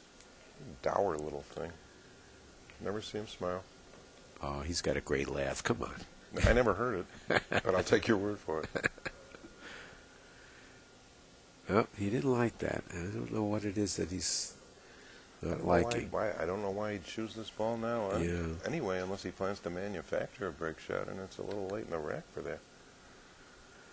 He might be trying to play the 10 in the corner and Come have off the the cue rail ball and come dump back. one of those balls Yeah, over. nudge one of those balls into a Giving him a break shot on the wrong side of the table. more conventional break If he shot. didn't want the 10 for a break shot, it's because it's still a little close to the rail. The center of the pocket's not available anymore. Yeah. There are limits on how hard you can hit it, but it looks like he's going to go 5-8, 12, 13, 2 from here. I think he's decided to use the 10.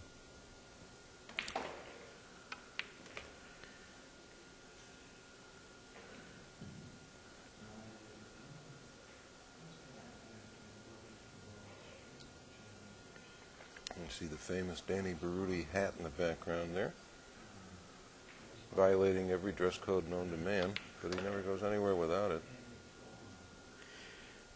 Now, does he receive special dispensation to wear that hat? There may be a sponsor paying him to wear it, or maybe somebody dared him to.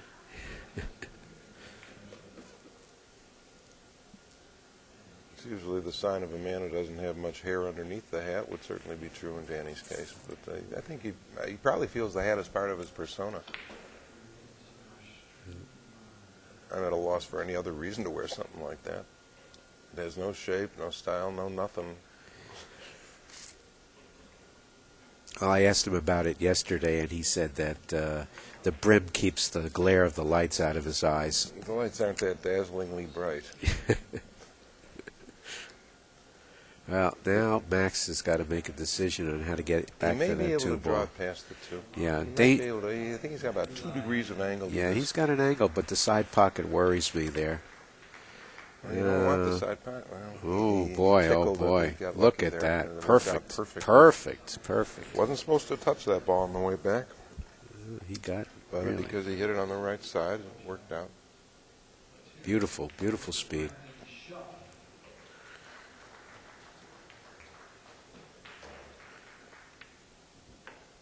Very nice. Now, George, these Olhausen tables, it appears to me that the rail is at a steeper angle downward, so that the player can make a shot like this with by resting the cue stick on the rail without having the danger of miscuing as much, because it's angling down a little bit. There's that, and there's also the fact that these tables present a pocket lip that's not nearly as deep as the diamond tables. On a diamond table, this would be a real challenge for a break shot. The center of the pocket's not available, so you have to be very precise. You want some speed on the shot, obviously. On a diamond table, you'd be taking a big chance of wiggling this ball, and you're not taking quite the same risk on the Olhausen. Not to say that one is superior to the other, it's just the way they're made. Now, how about the Brunswick Gold Crown? Is that about the same as the diamond? It's about the same as the Olhausen. Olhausen. Nobody has a deeper lip than the diamond tables, Well, which is why Max, they're frequently chosen for tournament play. The charge exists with today's faster cloth, and the pocket size, the game has become too easy to play. I don't feel that way, but I have handicaps that these players don't suffer. center pocket. Center pocket, Yep. clip the corner ball, just what you want. He's got the 3 ball. So Max is a 99-10 lead over Ray Martin. And Ray really has not had a chance to get his Not at all. motor going.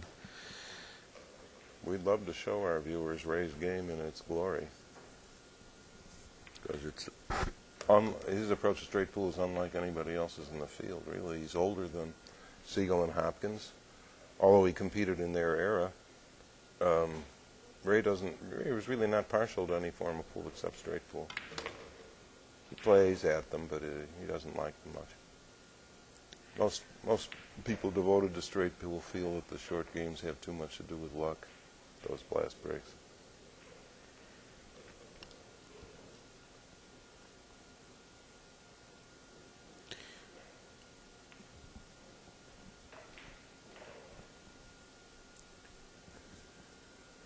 Now here, of course, we're playing fouls on every ball, so he's jacked up quite high to avoid. That the players have to call on themselves. Yeah, Yes. yeah.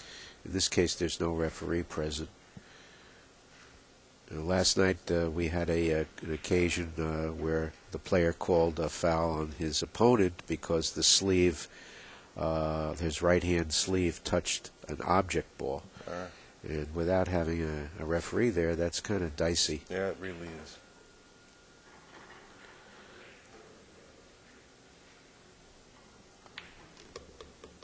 We did have one player call a 15-ball foul on another for catching the cue ball on its way into a pocket. You don't see that very often in tournament pool. No. Actually, it was John Schmidt who was the offending party. Couldn't believe the foul had been called on him. Yeah, we've had a couple of situations in this tournament that really challenge the rules and stretch them a bit. We had a situation yesterday where I'll let him shoot this ball.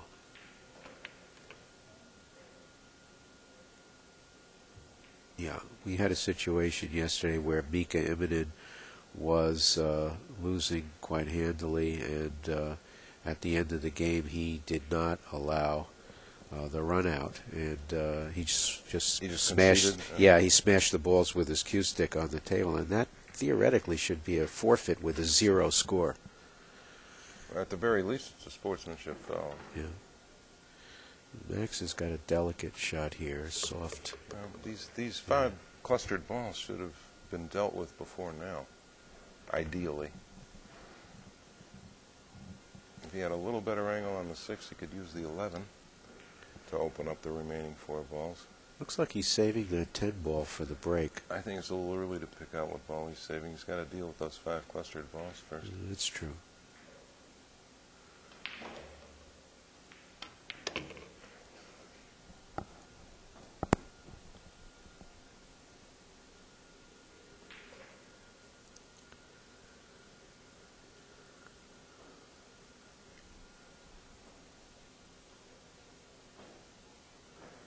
See, we have a request for a score on Siegel versus Jonathan Smith. I'll try and accommodate that in a minute or two.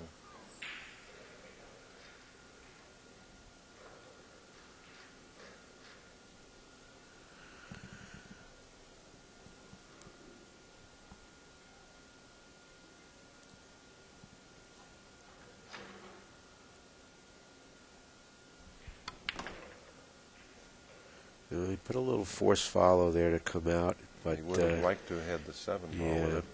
Yeah, Went a little too far. a little too strong on that one. This is one of the disadvantages of 3 rail position routes. Well, the angle that he played was very short angle on the third he rail. had to create some cue ball movement. Yeah. There's no question about that. But midway in between the 7 and the 15 would be where he would want the cue ball. I'm not sure he has anything here. Unless he can see the edge of the 7. Looks like he can.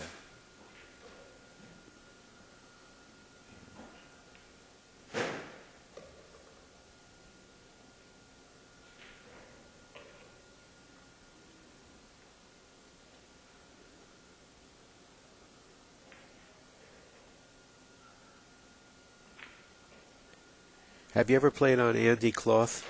I never heard of Andy Clough. Not that that proves anything. I have no idea where they are. They're a Chinese company. Chinese company. Yeah. Well, the attitude towards the cue games in Asia is certainly different from what it is here.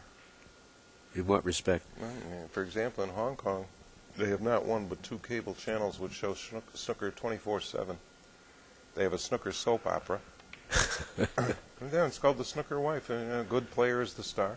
And, you know, the nation is snooker crazy, and Japan and now Taiwan have gone pool crazy. Do they play on 6x12s? Snooker they do. Yeah, 6x12. Sure. Wow. Sure. Classic game.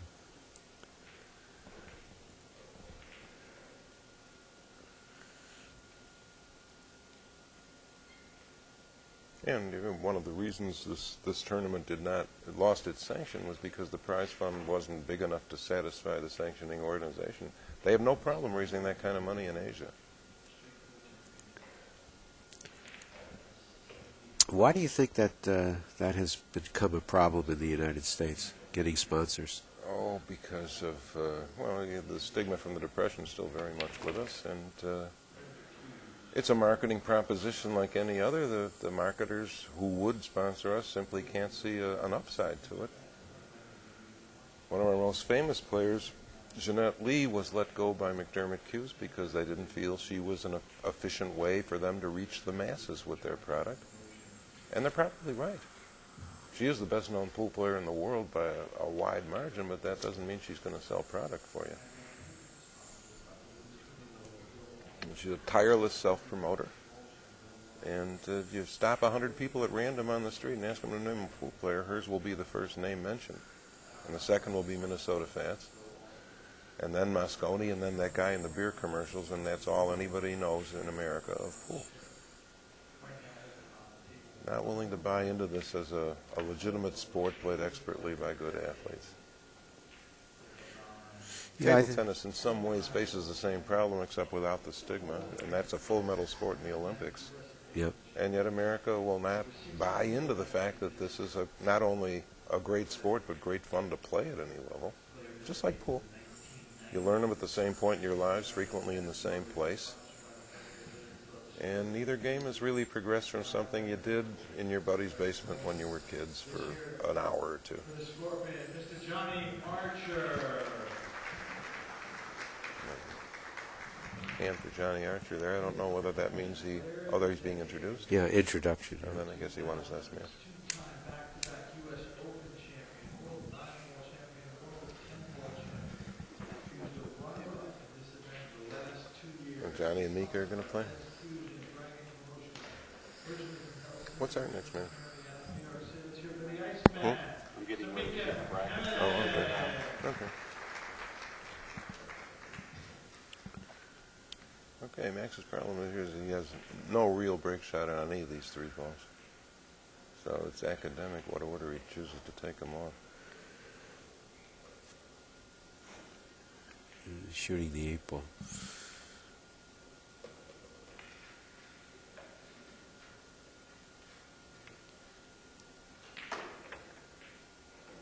I'm not partial to those one-handed follow-throughs like you just did there.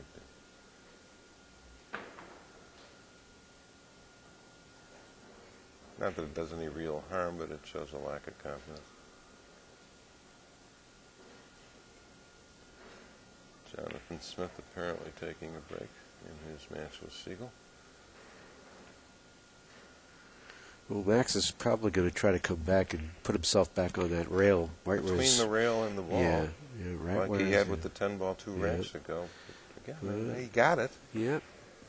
It's not real generous. He has to play this with reduced speed to make sure he contacts the corner ball. I don't see him slugging this ball. Small target.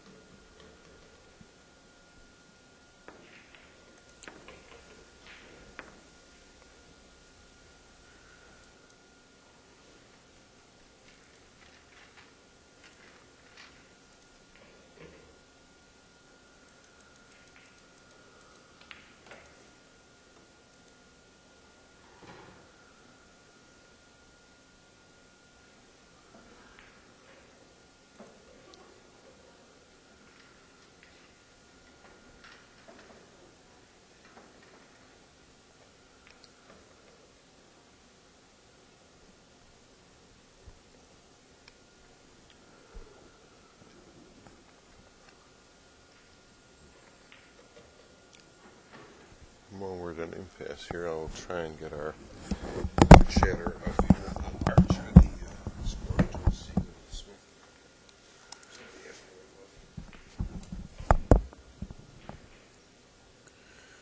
Okay, so Max is getting down on the shot. He doesn't feel comfortable. He's on the rail.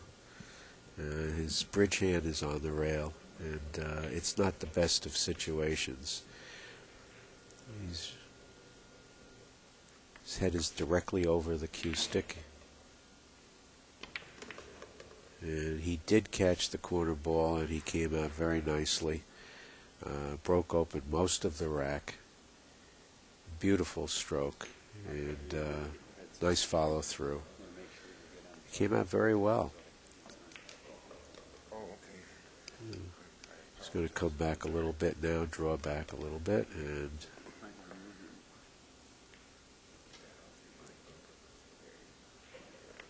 you know, George, he had a very difficult break shot, but he did it extraordinarily well. He busted out most of the rack and Did he catch came the out corner well. ball? Yes, he did. He took the three-quarter That shots. was mandatory. Yeah. For the gentleman in the chat room who asked, Jonathan Smith leads Mike Siegel 132 to 106. That would be a major upset. Yes, it certainly would. Yeah, Mike is undefeated so far in this tournament. Well, reputation alone, it would be a tremendous upset. We keep pointing out Jonathan Smith is one of the world's two best working stiff players. The other one being Dave Daya. Dave Daya. Okay. You know, we haven't heard from Bob Vanover in a long time. He held that title for quite a while. Is he? Yeah. Hi, Bob. I was sitting with Dave Dye and his wife last night at the banquet. Very nice people. I'm not surprised to hear that. I don't know the man. He's got a very dry sense of humor.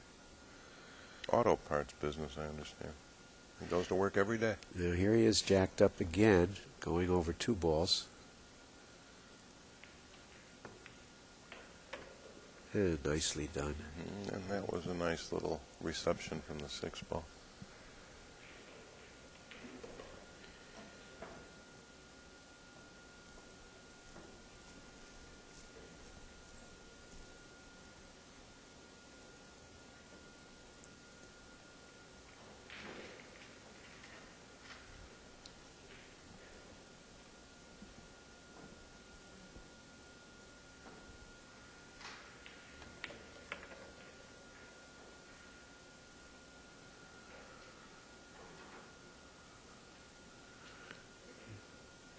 Looking at that 2-ball combination there, or the 8-ball. Let's see which way he goes.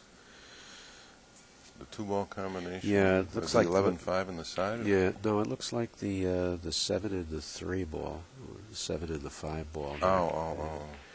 Let's see where he. The way he played it, I would say it probably goes. Yeah, he's looking at it. It looks like the 8 ball goes by. Yeah, The 4. well, it was either one or the other there.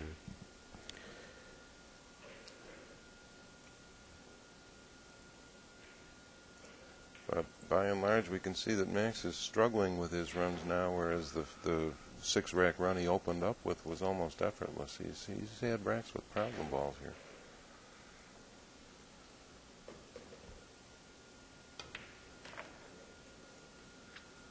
Well, he must be playing position for that combination. There's nothing else there. One combination or another, the 10 or 11, the 10-11 balls are a combination shot too. But the 4 ball is the only legitimate break ball he's got right now, and he's going to need to get it out in the clear.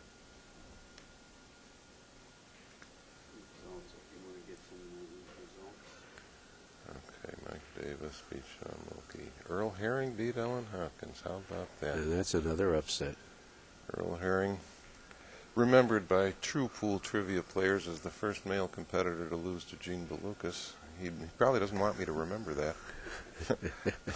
I understand he's become a minister. I wonder if that made him find God right then. He may have been asking. He used to come to Chicago. He came to Chicago in the 60s to play in the U.S. Open. I was looking at the record book yesterday in 1978 when Ray Martin won his 3rd U.S. Open.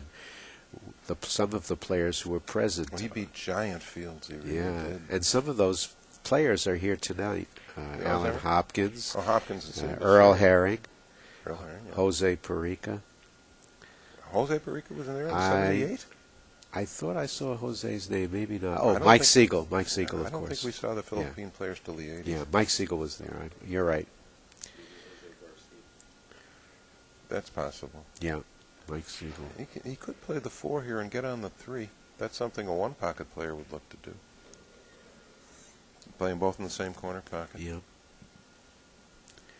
I think. It looks like he's going for the 7 first. I don't know where the cue ball's going to go off the 4, though. Yeah, it's dangerous. That's why I'd shoot the 4 first. Yep. It's only one ball space removed from the 7, and you can get in and out of there cleanly. I think he heard you, George, and he's reassessing. Yep, he's going to take the 1 ball. I'll take the 1 ball and play position for the 6, I would think.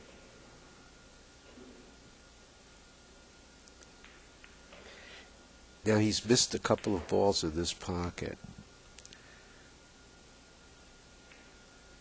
Well, once he gets on the 6, the remaining 5 balls all go in the same.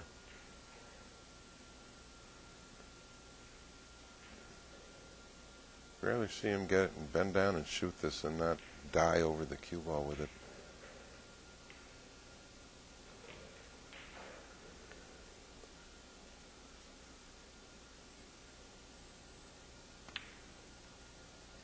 That's the third one. That's the Yeah, third one. yeah. He's missed them almost Yeah. exactly the same way, slightly undercutting. Talking about 32nd of an inch that he missed the shot by, but it's still a miss. All right, well, we'll get to see Ray Martin worry the balls.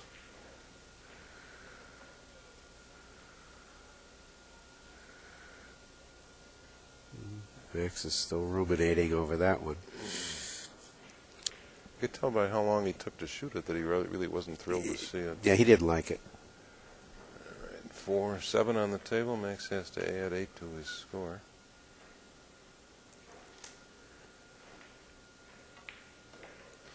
I think Ray Martin has taken a break. He doesn't appear to be There's nowhere there. in sight. Nowhere in sight. Yeah.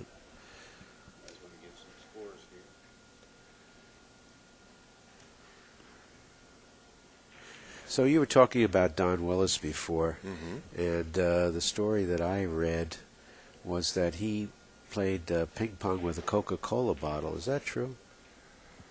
I can't say for or against. It may be one of his claims. I know the one claim he made of having beaten 2 champions in tandem is totally false. Totally false, because we know the players involved. I don't know about playing with a ping pong with a Coke bottle. I have heard of playing the game with a checkerboard and with a phonograph record when phonograph records were still vinyl. In fact, my college roommate played me that way, and he was not easy to beat. The grooves in the record acted exactly like the pips in the rubber. He also played me sitting down. As you can imagine, he was quite a bit better than I was. But we know his table tennis claims are fraudulent. He was considered expert at gin rummy, but I heard he cheated. He was supposed to be great at running backwards, if you can find somebody to do that with you. I heard, pitching horseshoes. yeah, there's someone who actually verified the fact that he beat, he had a lead, I think he was given a 20-yard lead in a 100-yard race and ran backwards and won. Someone told me that he made a bet that he could throw a peanut over a tall building, and what he did was, after the bet was made, he took a hypodermic needle out, injected the peanut with mercury, and threw the peanut over the building and won that bet. Another time he said he could hit a golf ball a mile. Yeah, it was downhill on ice. He did. He went out to a lake. It was frozen lake somewhere. Titanic Slim Thompson is credited with doing that too. And you and I both know that about his hustle, that he could tell you where a ball was going to roll once it went on the floor. Oh, yeah, that was a famous one. Well, he did that twice. Once you told me he did it in Bensinger's, where he ran down the stairs and made a billiard down the stairs. 7-Eleven. And 7-Eleven, I saw him do it. Now, there's a story that I can verify because Never in Chicago that I know. Yeah, in 1974. At Patty's 7-Eleven above the Metropole Cafe, 57th Street, New York City. 47th. 47th and 7th. 47th? Uh-huh. Okay. Here's Ray now. Yeah, here, Ray. Hi, Ray. We'd rather see you out there. Well, yeah. That's one of the perils. How you doing? Good to see you. We have Ray Martin here in the booth, recipient of the first inductee into the 14.1 Hall of Fame.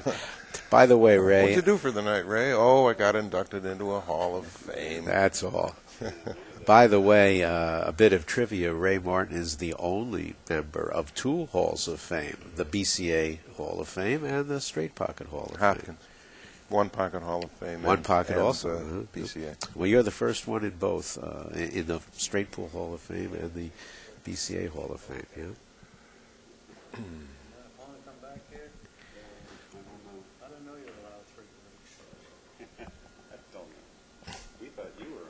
There isn't anybody around to tell him he can't. Take 3 breaks in the middle of a game. Three. Oh, you get 3 breaks for 200 points? All right, well, that clarifies that. I don't know what, is that considered a break if he goes when I go? He's not here when you come back? Yes, yes. If you take your breaks together, it's considered a break. Little gamesmanship. That would be a little torture for him.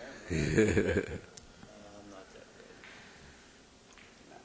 great. I'm going to predict Danny Berruti is going to beat Tom Walters because I don't believe we've ever had a comb-over champion. A comb-over champion. It's a character flaw. Yes. It's a character flaw, and I just don't believe you can win in pool with a comb-over. Is that why you've decided to go without the comb-over, George? I never used one. No. No. If you're bald, you're bald. Not going to fool anybody. Not going to spray anything on. Not going to wear. Oh, I was in the Richmond airport once, and they offered me a toupee for $11. Want one of these, sir? It'll make you look sharp. You know? The straight part and the bangs and all. I thought of wearing it home, but I was afraid my wife would drop dead if I opened the door wearing that thing. So should we tell that story about Don Willis at the Patty 7-Eleven? Sure. Well, he walked in 1974 with Dean Chance. Dean Chance had just won the Cy Young Award, and they stuck out because they both had white suits and white Stetson hats. Yeah, Bo Belinsky used to hang out with them, too. Yeah, and they started fooling around on the billiard table at the 7-Eleven, making ridiculous proposition bets. And Don Willis said to Dean Chance, I'll bet you I can jump over the table and with this cue ball and make a billiard.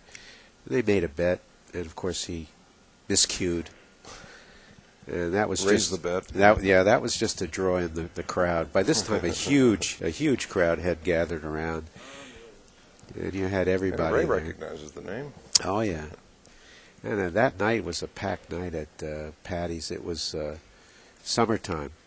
It was packed, and he gathered a lot of bets because of that miscue, and he placed the cue ball on a table nearby, jacked up the cue stick, made the billiard, jumped off the table with the cue ball. Cue ball rolled down the floorboards and nestled right next to the ball and touched it, and the crowd just went crazy. Oh, sure, but he had 3 or 4 days of sitting in that pool room studying the floor. Yeah. He would roll the balls on the floor and find the low spot, and that was his game. Nobody took he offered to make a bet again and said, I'll let you guys, that was a lucky shot, I'll let you get even. And, there were no takers. Okay, Ray's back at the table here now. We got both our competitors.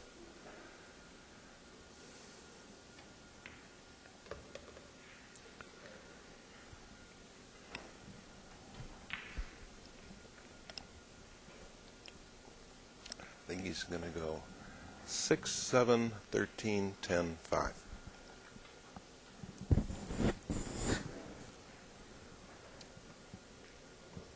Unless he wants to take the 3 ball off here after he makes the 6.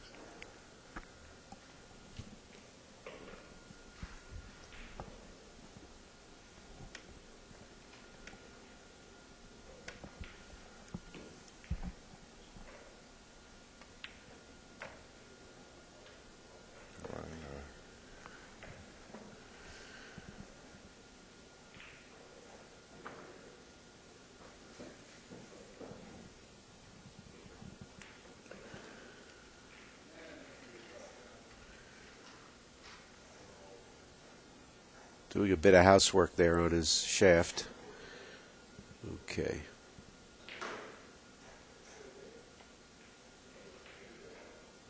He I'd like to have the cue ball another 2 inches closer to us so we could make this 7 cleanly and get over to the other side of the 4. Yeah. It's still okay. Yeah. This is the first time we've seen the bridge in 2 matches. Players usually favor a cue extension. Well, Ray's from the old school. He Yeah, in every uses way the bridge. possible. Yeah. Yesterday he had a match with Oliver Ortman, and he used 2 bridges. He interlocked One them. on top of the other. Yeah. Yeah. The Russo interlocking bridge, that's a great invention. From a one-time fine player from the East Coast, Joe Russo. Yep. Had a head of hair like patent leather. That son of a bitch. There he goes. Okay, so I called this 5-ball Yeah. run just exactly the way he played it, almost. Looks like he's going to 5 in the side, 3-ball Just- break. just That nudge should it. be just fine. Nudge it a teeny bit. Yeah, he nudged it. He ran into it. He didn't want to. and That isn't what he wanted to do. waved off his own accomplishment. Did not want to run into the 3-ball there. I thought he was just going to brush it a little bit, but he That's ran- what I was looking yeah. for him to do. Probably bank this ball behind the stack and send the cue ball up here.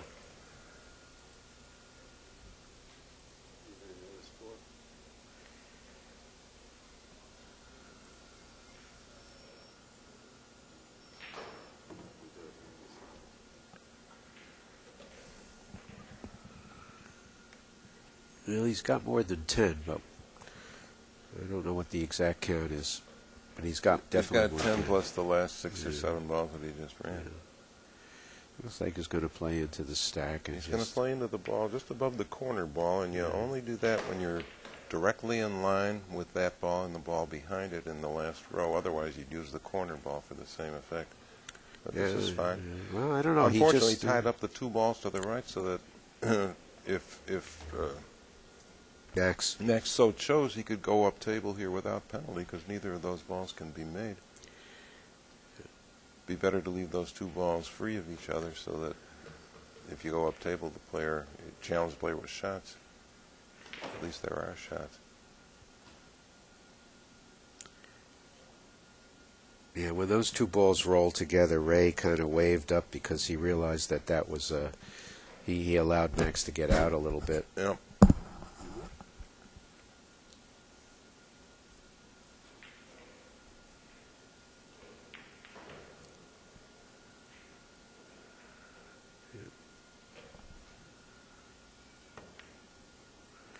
And he took advantage of exactly what we were talking what we about. were talking Yeah. about. If the 6 ball weren't there, Ray could look at that 11 ball, which appears to be close to being on. As it is, he doesn't have anything. Probably going to have to try and thin the 3. Now he can't do that. Really do that either. He's in a pickle. It's a pretty efficient safety match. Yeah. This played made possible by the fact that those 2 balls on our right are tied up. This is a Whole different story if those balls were open.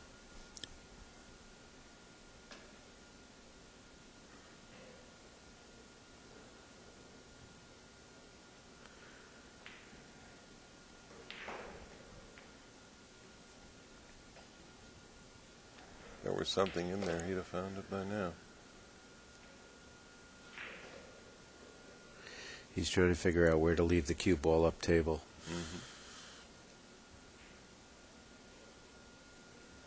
And what he's going to do with the intervening balls before he gets there. Well, he's walked around about 270 degrees now, so Yeah, he only needs to come to this corner pocket to complete the second. this is a pickle. This is a pickle. Kicking at the 3 ball? I think he's just pushing. Yeah, he's going to push into Push the into the stack. stack, Yeah, okay. yeah. This only delays the inevitable. Max will just go back up table, I would think, unless he returns the foul.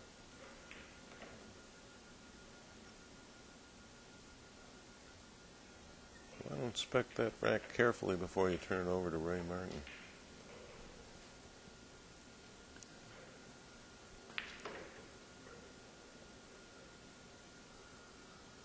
You have a viewer here complaining they have no audio. Don't I feel like the tree in the forest? Wow. Please let us know, viewers, if you have no audio. We can do something about it. No, oh, I have audio. Audio is back. Okay.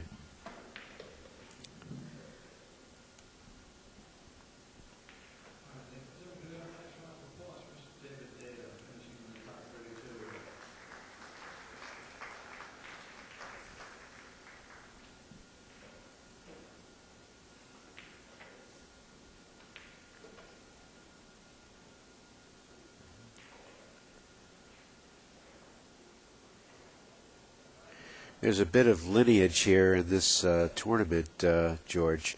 Ray Martin, of course, was a protege of Danny Gartner, young Greenleaf in New Jersey, who was a protege of Greenleaf. And then now Ray Martin was the instructor for Tony Robles, who is a very well-known player in New York City. We were talking about Tony before. You know, Tony's in this tournament doing very well.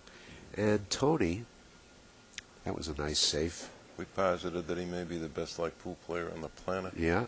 And Tony is the instructor of Dr. Michael Fedak, yes. who is the sponsor, major sponsor of this tournament. So there's a nice lineage from Ralph Greenleaf to Dr. Michael Fedak back to this tournament here. You know, it's too bad some of the skill didn't rub off. Dr. Fedak deserves the rewards.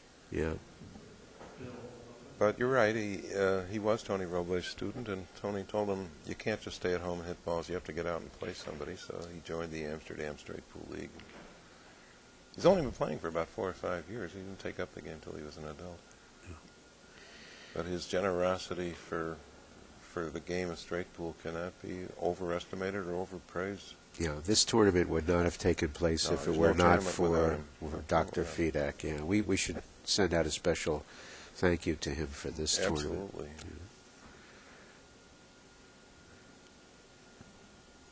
No New Yorker watching this stream should go anywhere else for eye surgery in case you ever need any. Ray's on a foul here.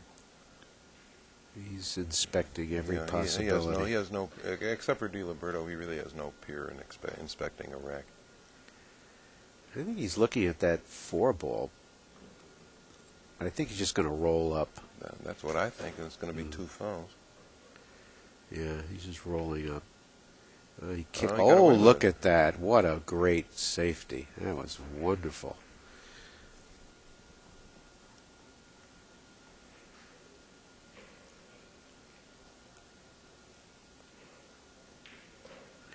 You mentioned a great name there, Danny DiLiberto, who's going to be inducted into the BCA Hall of Fame this year. I'm on the voting committee, and I voted for him. You want to tell that bit of trivia about Danny? On his birthday? What he did? Oh, when he ran 200 balls and ran through a 300 game the same day? I didn't realize it was his birthday. Yeah, on his birthday. He bowled a... He was a pro bowler. Yeah, he bowled... One of 4 sports he's played professionally. Yeah. That's quite an accomplishment right there. I heard he bowled a 300 game and ran 300 balls. 300 and 200 is the way I was told. Okay. Either way, it's quite a combination. Yeah. He was also trained to be a professional boxer. Undefeated in 14 pro fights. 12 wins, 2 draws, and 4 broken hands. Customato was his manager, trainer. I thought it was Dundee. Oh, see, there you go. Somebody told me Customato. I know he got Dennis Hatch an audition with Dundee when Dennis was interested in boxing. It didn't work out, but that's who he consulted. Well, Max is going to play a delicate safe here. Try to get on the other side. Look at this. No, this side of the table is good. It's yeah, completely safe. You can't see anything. Can't go. You're absolutely right. And once again, we point out the difference between the 4 and 14 balls being in the open and tying one another up. It just turns the whole rack right around.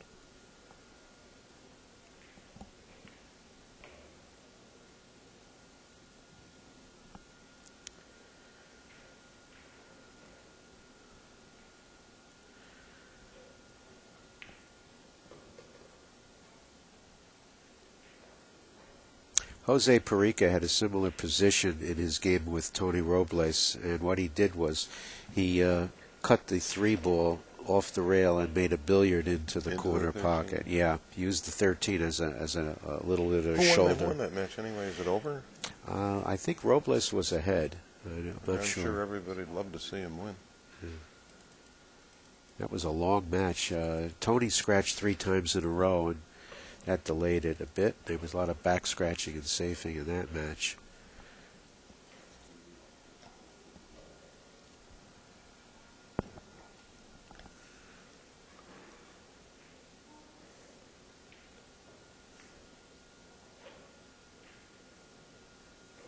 Looks like the great Joe Balsas came to Chicago once to play in the U.S. Open, and he caught a lollipop from North Dakota, who, by his own admission, his long run was 50. This guy opened up with a 90. And the rest of the game, Joe just back scratched and took deliberate fouls, and at one point he was minus 23. He finally lost the game 150 to minus 13, and somebody told him, "Damn it, Joe, you cost me. I was betting you wouldn't get back to minus 10.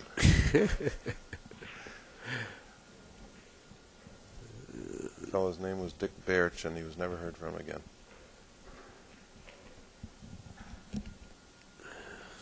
That was a foul. Yeah. So I think Max will probably foul back.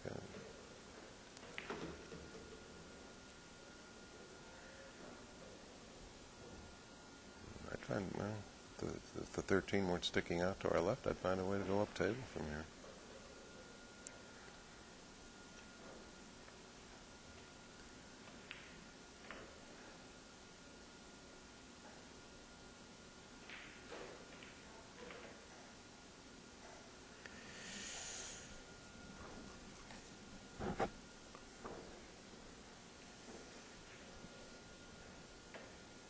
You've studied the European players, straight pool players, quite a bit, George.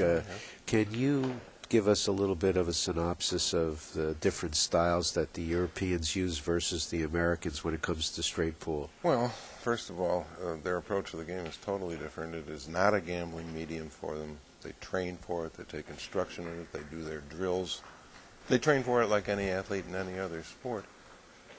I would say that the best position player who's here among the Europeans is probably Ortman in terms of classic patterns. And Thorsten's right up there. But I like Ortman's game the best when it comes to this. And a funny little stroke. I don't know how he plays 8-ball and 9-ball, but he obviously does. He's won something like 80 German championships. And we should point out he's not 103 years old. It's just that they have championships multiple times a year in Germany. Max flirts with the lip. Oh, my goodness. And he found it. Wow. Okay. If you're going to challenge a guy to shoot, he can't get much farther away than this. Let's take a look at that. The cue ball is just hanging there. Blood test on the 1 ball. You want this? Let's see if we can. Blood test on the 1 ball or the 13. The 13 is certainly no bargain from where he sits. The cue ball is about 1.5 inches away from the pocket, the inside of the pocket. And, boy, this is a pickle. This is not Ray's long suit. Never has been. Even when he was playing his very best, he wasn't known for firing in killer shots. And as you say that. The wicket. Good. Make me look bad. I'd like to see him get back in the match. That was funny. Just as you said, that wasn't his long suit. He rolled it in like it was sitting there dead. What amazing speed and accuracy and cue ball control at the age of 76. Yeah, he just broke up all the balls and nothing went past the side pocket line. Amazing. One of 7 men to win 3 straight pool championships in the 20th century. Ray Martin? Well, that's not true. Taberski and Greenleaf won more than that, and Mosconi, of course. Taberski and Greenleaf split every championship between 1916 and 1926. I think the claim is he's one of 3 modern-day players to have done that.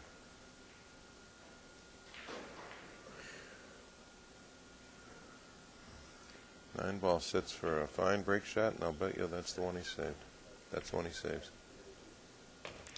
Well, I just want to remind our viewers that we're broadcasting live here from the beautiful Hyatt Hotel in New Brunswick, New Jersey. New Jersey is one of the cradles of straight pool. Yeah, it certainly is. So many players from New Jersey down through the years. Starting with Mosconi, and of course Steve Miserak and Ray Martin and Jack Colavito and Alan Hopkins, and well, of course you've got Pete Margot, who was a great player back in the day, Pat Fleming, member of the Hall of Fame. So many great players from New Jersey. They had a rapid-fire tournament at the High Q in Elizabeth. The lineups would scare you to death. Every Tuesday, some of the world's greatest players are playing a rapid-fire tournament. Yeah, that was at the West End in Elizabeth. I thought it was called High Q. Yeah, You're it was probably right. West End, yeah. The second-rate players in that tournament would have been somebody like Neptune, Joe Frady, Neptune Joe. And then the other pool and the shortstops would jump up and clean your clock for you. I never saw Joe Frady play. I've heard about him. Very good player. He would stand up against Ray Martin, Jack Colavito, and Jimmy Fusco for money any day. Any day. He would come in there ready to go. Straight pool. Don't run away with pizza. Oh, bless you. By the way, Joe Frady was a straight pool player, 9-ball player, and 3-cushion billiards. Play billiards, too? Yes, he did. Yeah. We almost forgot to mention one of a great New Jersey player, Jersey Red. That's right. He's from Newark. One of my favorite players.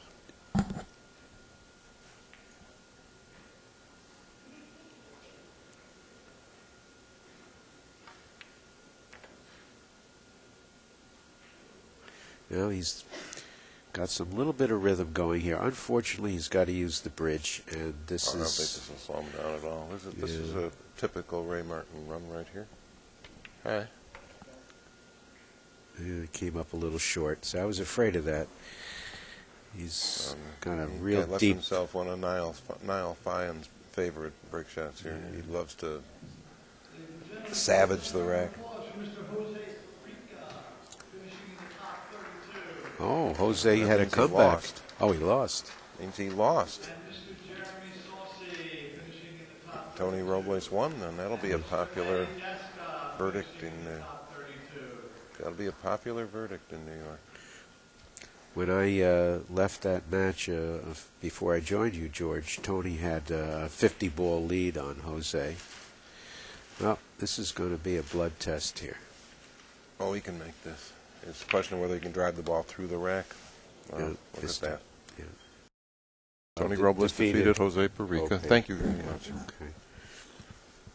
Now we have a break shot coming up for Max.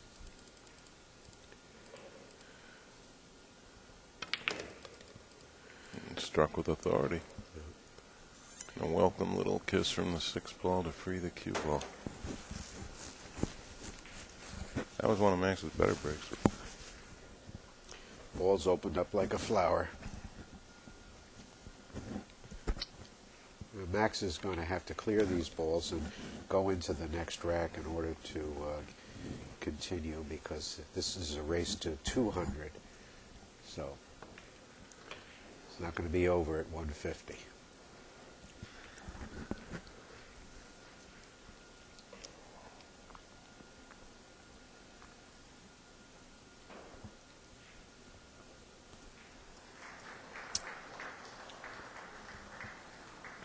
George Ray just can't seem to get started here.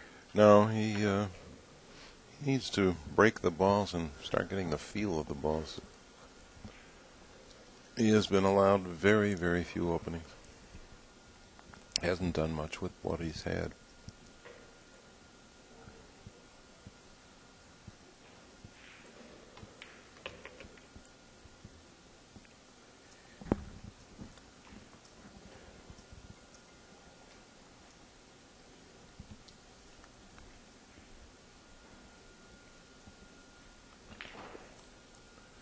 $213.9 is not a bad break proposition right here, and he also has break shot opportunities over to the right. I expect him to see him clear this rank.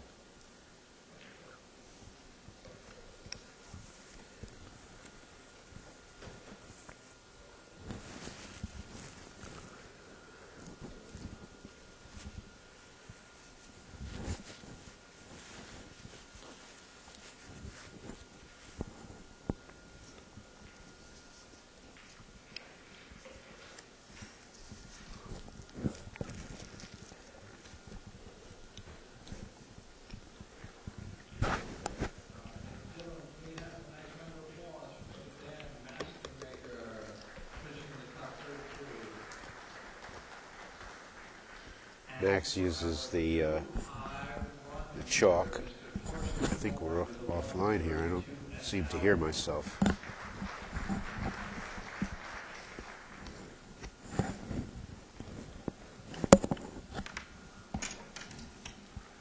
Nine ball's got to come off the table. This wouldn't be a bad time to do it. I'll take the 8 first, I guess.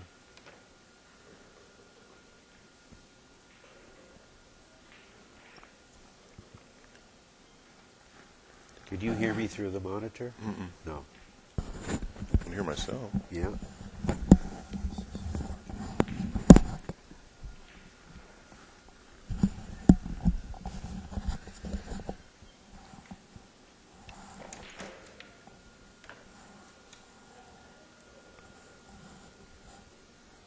Probably take the 9 now, I would think.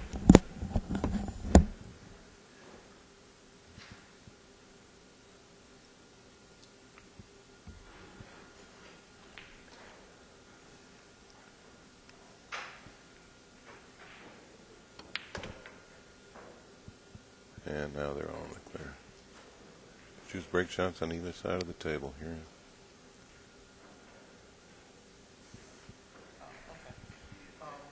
Torsten had a 132 and out.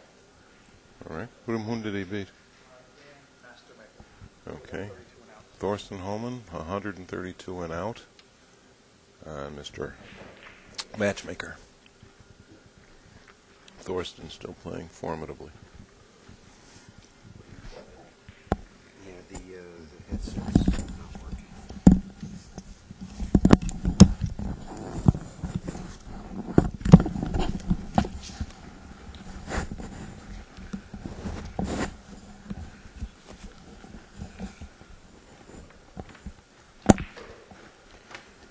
Can you hear me now, George? No? Yes.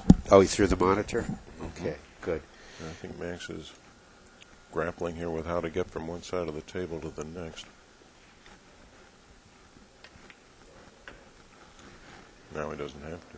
So we just had a high run of 132. I believe that's long for the tournament Yeah. so far. And that was against Dan Mastermaker, who was one of the qualifiers. He's probably one of the only qualifiers that still remains out of the original 64. Well, he doesn't remain now.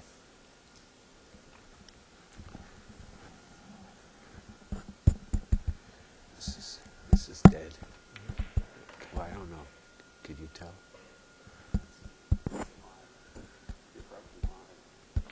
Oh yeah, I can hear it. Okay. Yeah, that's good. Some players have trouble gauging the speed of draw shots like this, getting back to the center of the table. He wants to bring the cue ball back to just about where it is now. Maybe just past that. Yeah, a little bit to the right. And he's going to come He's going off to use the 2 rail. rails. I wasn't looking for that. I was looking for 1. He's got the same break shot where he just missed. Yes. 14 more for Mr. Eberle. Yes. Yeah, he's shooting fairly well and putting Ray in a bad position here. Now, Ray did beat Oliver Ortman in a major upset on the first day of the tournament. So I kind of expected that he would It doesn't surprise me that do a he's little playing more. well at all. Yeah. Thought he might beat a few others. Okay, now to beat the foul here, you have to drive the cue ball with follow and avoid that diagonal angle to the corner pocket on the left. Let's see what kind of a stroke he puts on. Niles Fine licks his chops for break shots like this. Okay, he's follow here, strong follow through. And he went right where I said he was going to go. Yeah. Now, what caused that, George? Because he did put a follow stroke on that. Put a follow stroke on it, but he took on the last two corner balls in quick succession. If you ever have the break shot close to the rack and you want to play it off the rack, that's what you're looking for. You don't want to split the last two corner balls. You want to take them in quick succession, and that's what the cue ball just did. Well, this gives Ray We'll see Ray with a chance to run some balls. We'll see what he does. He can get his motor running. Everybody in the place would like to see it. Not that they have anything against Max, but they want to see Ray at his best.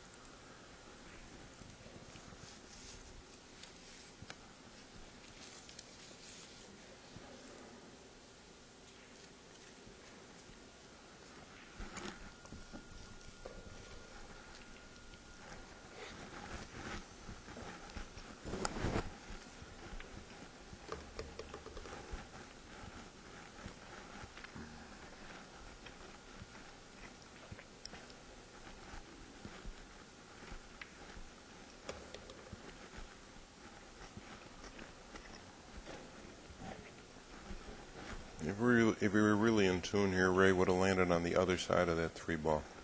So he could go past it smoothly and come back for the 10 and 2.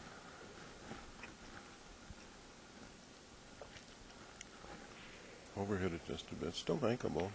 Not the pattern that he saw initially, though.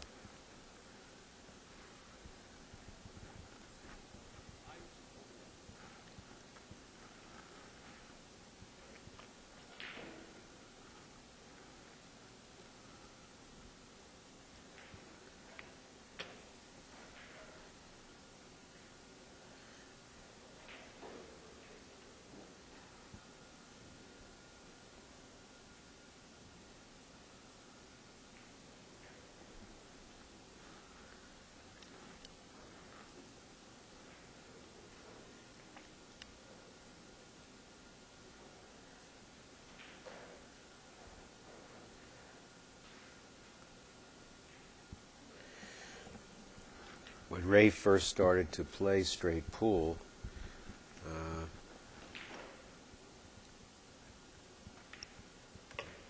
I understand he took it up later than most kids do. yeah, he was 15 when he played 15. it. Most kids are about 12. Yeah. But he was a New Jersey state champion by 18. Yeah, he learned very quickly. I understand he lost 1 year to Steve Miserak Sr. I was speaking with Ray, and one of the things that he pointed out to me was that he learned to play with clay balls before yes. the Aramith balls and the phenolic balls. So his game is Big really adjustment to plastic from those composition balls. Yeah, you know, they could just kind of gentle stroke. Yes, we've been telling our viewers, don't expect to see Ray Martin hit anything hard.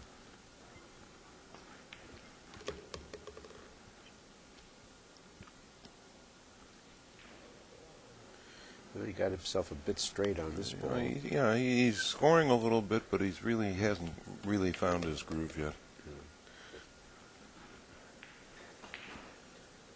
It's like looking for the Holy Grail or the magic chord. He's going to play a combination here. He should make this. I don't know.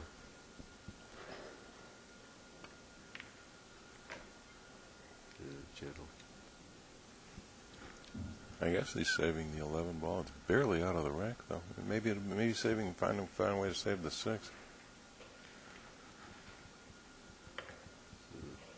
There goes the 6. There goes the 6. Yeah.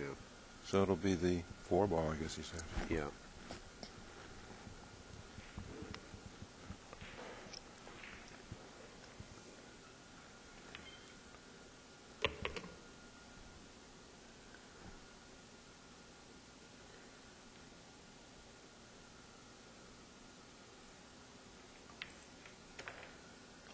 Just a slight nudge.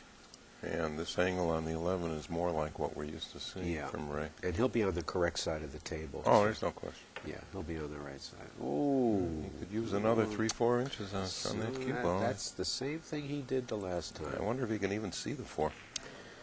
He just came The up short. top 2 balls might possibly snooker him from the 4 ball. It's hard to tell from here. Came He up doesn't have short. much of a break shot angle in any case. No. And it's on the wrong side. It's unfortunate. Our because- confidence was misplaced. Yeah. Did not hit that ball hard enough. So, unless he can come up with some magic here, his run will be stopped. Dennis Hatch has apparently defeated Dave Dye of New York. Dennis Hatch had a very good tournament. Yes, he ran 72 and out last night. Better known for games other than straight pull, but he can play.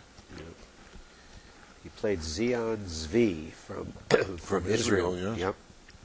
They both played very They well. both played very well. Zion got an unfortunate scratch, and Dennis ran out on him. Yeah, let's see what Ray can do here. Looks like he's getting ready to stroke the ball with a full And he's force. going to go force follow off 2 rails. No angle to touch the pack, though.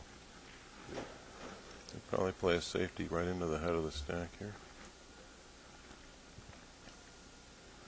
Siegel's coming back in his matches. He's still down 170 to 147, but it appears that they've put the shot clock in play. All right. Okay, Mike Siegel now trails 172 to 147, and the players have been placed on the clock.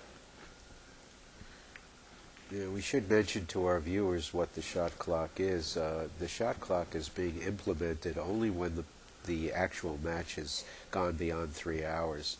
And at that point, each player has 30 seconds to place to make the shot.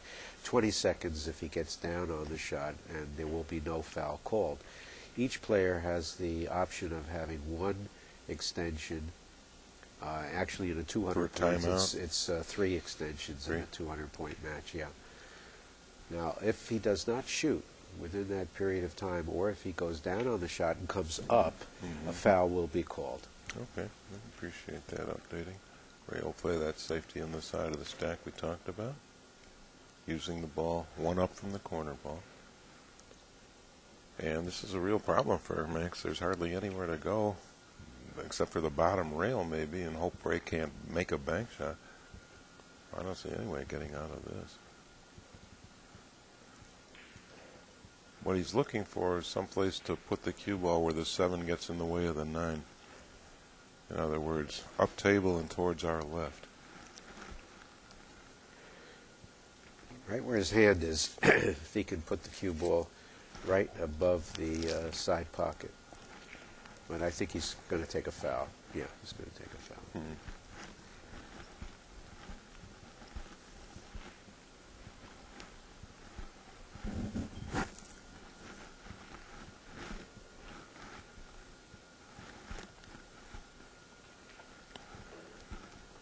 Not an uncommon strategy for a player without a shot to get his opponent to take 2 fouls along with him. So when he does play out of his fouls, in case he leaves the other guy safe, he's got a real problem on his hands.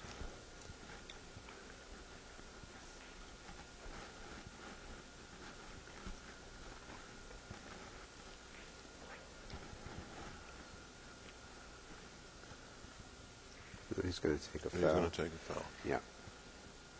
So Max is not only against the stack, he's actually in it between those 2 balls. No ready escape here. My choice would be to go up table a little left-hand spin so that the most he has is that 7-9 combination.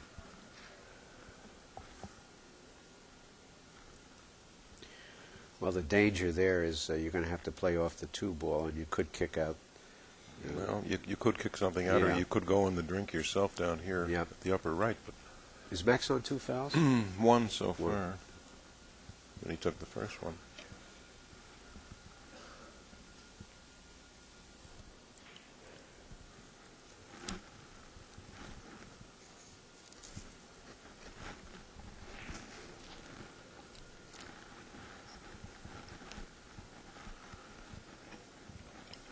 lesson to be learned here is that if you must take 2 fouls, get your opponent to take 2 fouls.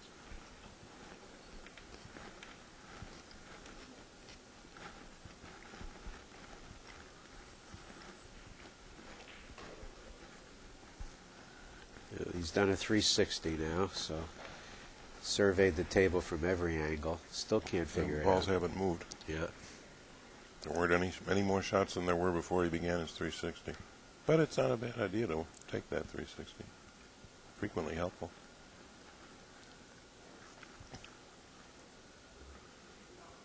Ray is out of the chair, anticipating getting back to the table quickly. And Max will take his second foul. There it is. Okay. Okay, that gets him against the stack without being in it. And Ray can't put him back there. But he does have two fouls.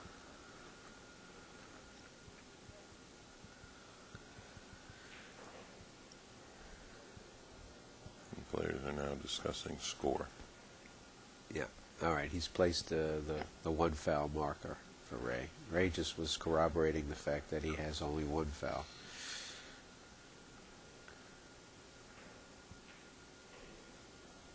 Far background there on the right, maybe you can see Alex Pagulayan, and that's as good an example as we have of somebody who plays this game 1 ball at a time. He still has loads to learn, but that shot-making talent, it's hard to beat a guy who makes everything he shoots at.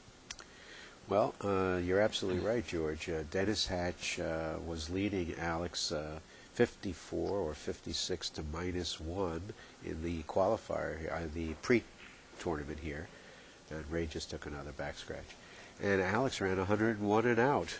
And then he just ran 100 balls yesterday. Yeah. So he's got two You two can runs. see him making his way as he goes, though, and it's something is bewildering to the Philippine players about being able to shoot any ball in any pocket at any time. The 2 best Philippine players are Jose Perico, who was here and was just eliminated by Tony Robles, and Efren. Where would you put Bustamante there? He doesn't know anything about straight pool. Is He that got to the right? he got to the finals here a year or 2 ago, playing the exact same game you see Alex playing now. Something's open, I'm going to shoot it in. Figure this out as I go along. At Derby City, which in the straight pool competition there largely amounts to a high run contest, you could see Alex giggling at his own bewilderment even as he ran 80 balls. Okay, Max found a way to come out of there. Very nice. Very nice. Perfect speed. Perfect speed. 14 is available. Tough shot. Very tough. It'll require the use of Tough a bridge. Tough to reach. Yeah, he'll have to use a bridge, and that is not a good thing for Ray Martin. He's missed about 4 shots using the bridge so far. Oh, yeah, missed or misplayed. Yeah. Put him back in the stack. Oh, uh-oh. That's looks like he can Leave make that ball on the rail, Yeah, one then you're ball. in business. Yeah, he's got the 1 ball on the side. That was a mistake.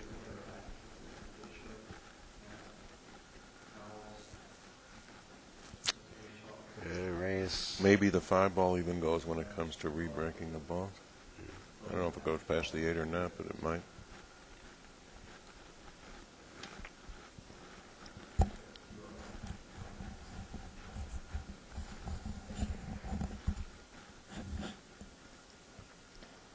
Now here, of course, is the danger of the foul because we're playing fouls on all the balls. And So he has to go over that whole stack. he's got, It's not easy to get to the cue ball without fouling here. very large bridge, long bridge here.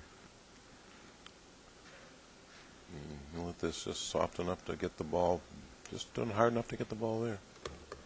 And there he Yeah, he fouled. rather obviously. Yes. And you see, this is exactly what we were just talking about, was fouling these balls. It's very difficult when you're playing fouls on all the balls and you have to extend your hand over the entire rack. The players are not used to playing all fouls. The general rule in playing for money is cue ball fouls only. So here we're going to replace the ball that was pocketed. We're going to replace The ball the that was ball fouled that was into the fouled. pocket. And then, of course, it's a -1, so Max will be on 1 foul. Now he's questioning, was he on 2 fouls before? No, because No, he had got played out safe. of it. Right. He got out of it. Yeah. He's still 100. He still has a 100-ball lead to work with. Yeah.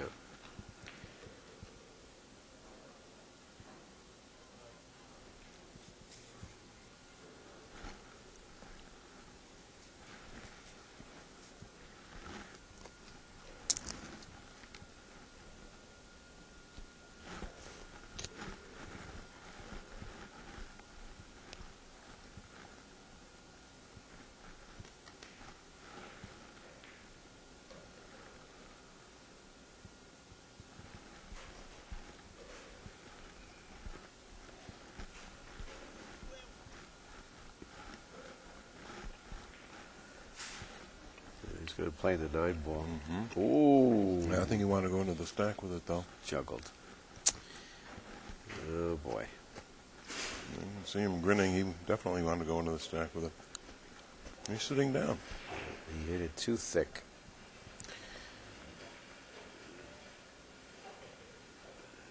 He and Max are having a discussion about something, and we're not privy to it. I think Max is going to take another break, and they are allowed 3 breaks, 5 minutes each, in a 200-point match. If both players decide to take a break at the same time, the player that returns first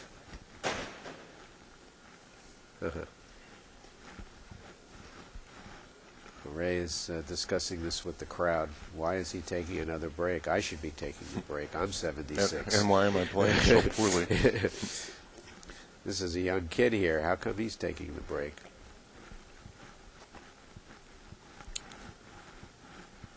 I saw Max warm up before this tournament last Friday evening. He was playing on the tightest pocket table in the state of New Jersey, which is located at Sandcastle Billiards on Route 1 in Edison. One of our sponsors. It's approximately a 5 to 10 minute ride from where we are at the Hyatt Hotel in downtown New Brunswick. Sandcastle Billiards has a one table that they've shimmed the pockets, and they've made it into a one-pocket table for those of you who want to travel out there and have a go at it. I watched Max play straight pull on that table, and he ran 34 balls, which is kind of amazing. Are there real one-pocket tables out east? Pool tables with just 2 pockets? That I've never seen. I've seen one, and we had it in Chicago, oh, God, close to 50 years ago at a pool room on the north side, and I had one road player tell me he walked into a town in Texas. He couldn't remember where it was. The pool room had 8 tables like that, nothing else. Just one 8 pocket? 2-pocket tables. Oh, my gosh. Well, that takes away one of the offensive and defensive maneuvers in one pocket, where you can pocket the scratches out of the game. You can pocket the balls in the other pockets, and as you're right, takes the scratches away as well. Yeah. Yeah. Well, that table over at Sandcastle, I've tried to run a rack, and I can't do it. They have a tournament on Thursday evening where you can. If you run the ball in succession, the pot keeps getting bigger and bigger. Anybody who can run 10 balls. And that pot was up to over $700. To run 10 balls? Just to run 10 balls on that table. In order. Oh, in order? Yeah, in order. Yeah. Now, one of the players in this tournament was the last winner.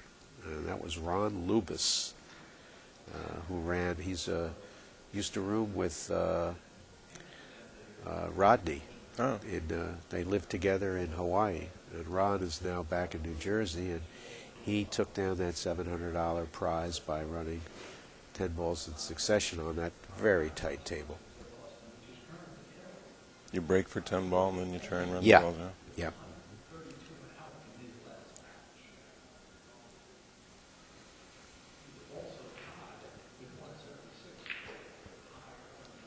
Seagull's apparently on the comeback. Hello.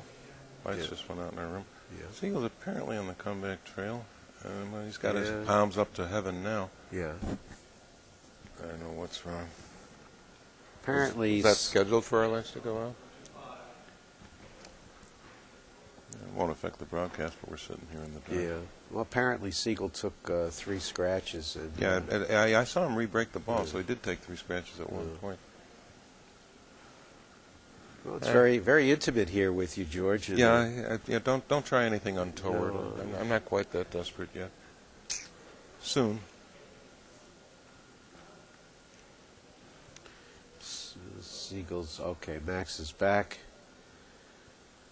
to the table, and he's just smiled over at Ray. So I guess Ray is going to return to the table as well, and then we can proceed with our match. I did not realize Ray had missed that last ball.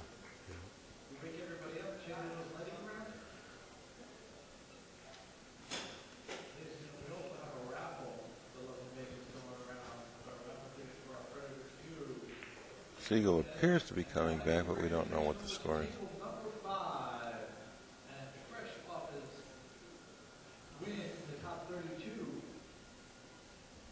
being one of our former champions and playing out of Amsterdam Billiards and Society Billiards in New York City.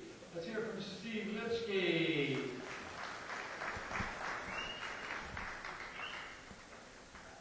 And his opponent, hot off our longest match in the tournament, and promoter and owner of the NAPL and the Predator 9-Ball Tour, which has an event this weekend at Rax Billiards going on in the Empire State Championships.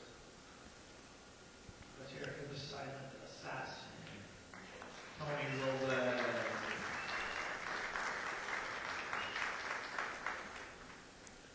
Max is looking at that combination, the 7 into the He'll 9. make that. He's looking to Yeah. see what kind of hay he can make after that.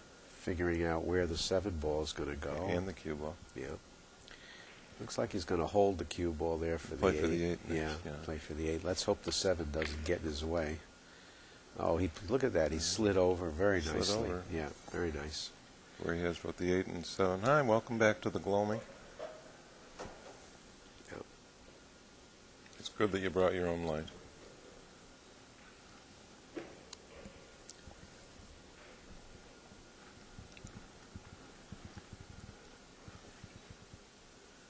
He's going to play that 7 ball and get a little bit better on the 8. We got our lights back. And he looks like he's drawing the cue ball into the Into stack. the stack, Yeah. and the 5 ball for a safety valve. That's risky. Very risky.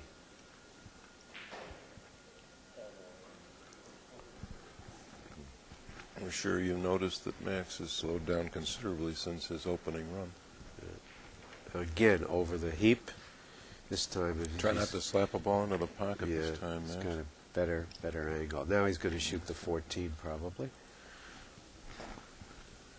And Withdraw so as to save the 8 ball. nice stance, nice stroke right over the ball. Yeah, good basics. And he kicked the Somewhat 6. unproductive. Yeah, that wasn't what he wanted. But he's okay. Oh, he's okay. Yeah. You notice Max has chalk in his hand and he puts it right down on his belt. He has a magnetic chalk A holder. chalk holder. Yeah, so he doesn't have to worry about running around the table to find the chalk. He chalks up 2 or 3 times before every shot sometimes.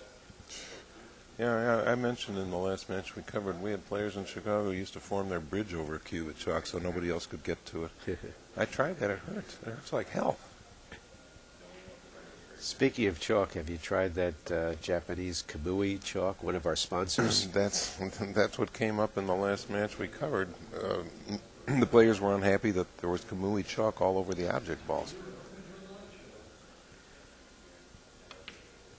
I think what would To make my me way of unhappy- thinking, chalk is chalk, but I guess I'm wrong. Yeah. Well, Jose Perica uses nothing but Kamui chalk. He travels with 3 chalks in his cue stick, in his cue case. And I got about 60 cubes of chalk in my cue case. You can't get good cubes in the pool room except once in a great while. and Jose was telling me that in the Philippines, that chalk sells for $30 each. I've heard about that. That's insanity. Here he's got a nice little break off the 3-ball. I'm not partial to Look break at shots this. off a rail, and that's one of the Yeah. reasons why. Wow, look at that. Rail has absorbed part of your cue ball speed. Your landing point on the stack is unpredictable, and you have to really whack the shot to get away with it. You're better off clipping an edge of the stack than taking on its mass the way he just did. Yeah. No, you're absolutely right.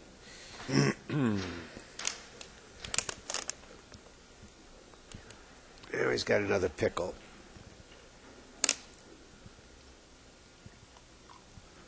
You were being very kind when you called that a nice little break shot. I wouldn't want it. Unless it was last ditch. I thought he would slide off the pack. Well, yeah, hitting one side or the other of it, he went right into the middle. But that very aspect is what's hard to control about break shots off a rail. You can't be absolutely certain where you'll contact the stack. What's he thinking about here? Playing safe? I don't see, Yeah. obviously. Yeah. Somewhat unusual safety that you don't see very often, but it worked. That was a very interesting safe because instead of trying to pocket the ball and leave the cue ball up the table, he simply drove the the object ball down to the object ball a table length and a half. Yeah. And will we lose our picture now? Looks like we did. Well, we apologize to our viewers again. Let's see if we can move. Somebody tell. We're at work on this. There we go. Okay. Why do we have those question marks anyway? Lose all our other views? Does that mean the camera behind where Ray is now isn't functional? Your sound's still on. Yeah, okay. Well, we've got a picture, so we're all right. I think Max has knocked it off. Ah. Something must have happened and Max sat down a little aggressively. Oh, okay. He knocked our camera out. So we have an interactive camera there with the players. That's interesting. Well, in this case, we'll say that Max shot the cameras out rather than the lights rather out. than he shot the lights He out. sat yeah. the cameras out. Okay. You know, you pointed out something, George, which I think is very interesting.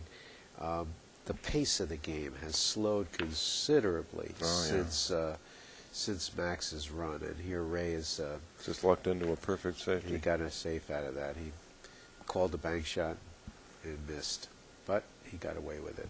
One of the few times in straight pool that you get away with errors. I think Max can play safe off that 8-ball unless he finds something in the rack. Well, I think so, too. It becomes a question of where the 8-ball goes. How do you avoid leaving the 8-ball out in the open? Yeah, he's looking at the 11. If he can hit it at all, he can only hit the extreme edge of it. Yeah, he's looking in the stack. Let's see what he does.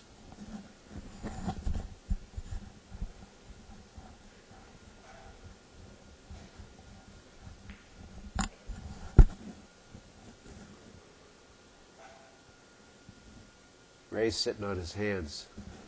So he No, he's is. got his hands in his pocket. I can't tell. Maybe they're cold. Yeah. Well, he's from Florida, so this air conditioning is pretty powerful. Okay, here comes the safety. Looks like he's going to thin the 8-ball. And well done. Well done.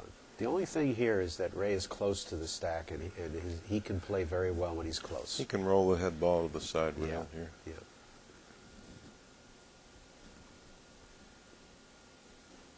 I'm going to see if anything is dead.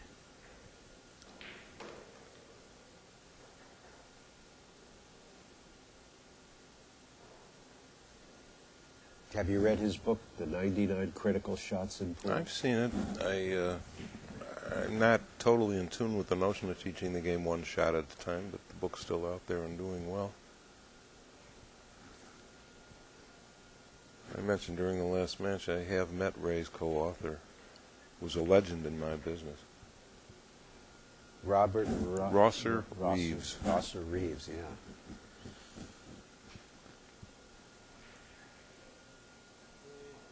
He's going to take a back scratch. What is he doing here? Is he kicking at the 8th ball? What is he doing? No, that's what he's doing. Oh, my goodness. Unusual safety. Very unusual.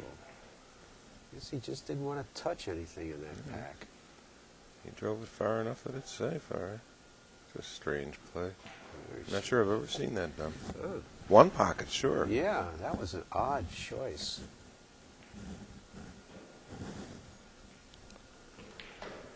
I wonder what his reasoning was behind that. Two New Yorkers in the background now, Jonathan Smith and Steve Lipsky playing on adjoining tables.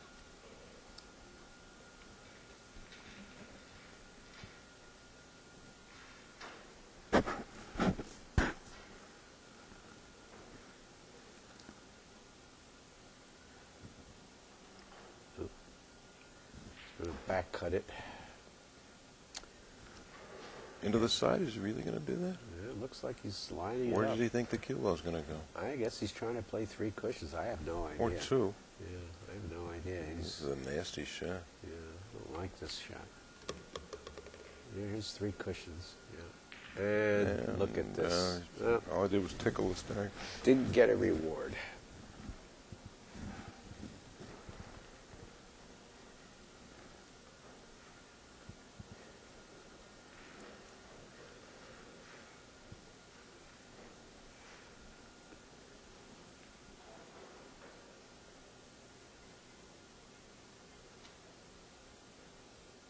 These kinds of marathon matches will just about take you out for the rest of the day. Yes, they will. And this is why you don't see straight pull on TV. Simply can't program the game to finish in a given time constraint when you get into defensive battles like this. Look out. You just got away. Ray's going to look at this 10 off the 13. Oh, Ray's taking a break. Oh, all right. Ray's not going to look at the 10 off the 13. Well, while Ray is taking a break, let's talk a little bit about the way that this tournament has sized up. We had 64 players that started. Mm-hmm. We had 32 professional players and 32, let's call them amateurs. Designation I don't particularly like. Who qualified. And through various local tournaments and Two of my also pals from Chicago. my paying. In fact, one of them's still in. Tom Karabakis is still in, depending how we did with Rodney Morris. Yeah. Our next match is going to be Patch Holman. Hatch Holman. Oh, nice match. Yeah. So we narrowed the field down Monday and Tuesday and Wednesday. We eliminated half of the field, so we now have 32 players in a single elimination. And the race is to 200. So today, I guess we'll narrow the field down to 16. And tomorrow we'll go Quarters, 8, 4, semis, and finals tomorrow. Yeah. Siegel back at the table now. Appears to be on a pretty fair comeback.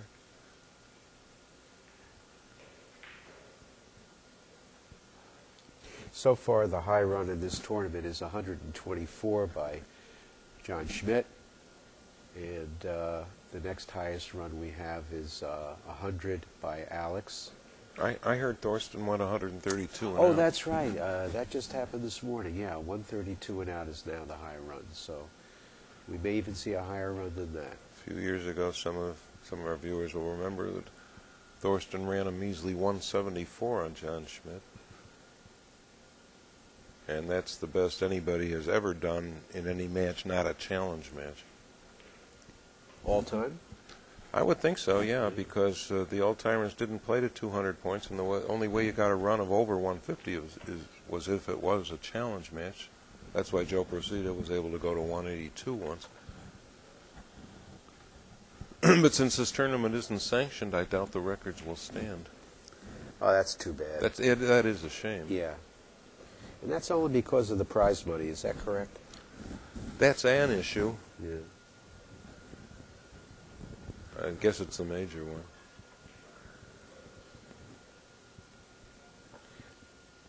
We were talking to one of the young German players who's up and coming, Tobias Heuss, who is still in this tournament. And Tobias is about 20 years old from Germany. Was that young? Yeah, we were speaking to him yesterday, and he was telling us that they have many tournaments in Europe, but no prize money. No money whatsoever. And he said that he comes to the United States just to play money games because there's no gambling in Germany. So, Yeah, Mike Emmon said the same thing. He says, unheard of for strangers to play pool for money in my country. well, Ray kind of just jabbed at that one ball and missed it by a... Is that what he was playing? I thought he was playing the 10 off the 13. I thought Made it was hard a to 9 tell. ball. 9 ball. I thought he was playing the 9 ball. Well, we'll never know now. Yeah, but it didn't come close. I think he's run out of gas. It would appear so, and that's disappointing for us and our viewers who would love to see him get up ahead of steam. But Max is running out of steam too. He was winning this game 90-0, and he's only put up 4 racks since. Still has a 100-ball lead, and he will probably win the way this is going. Not the sparkling match we had envisioned.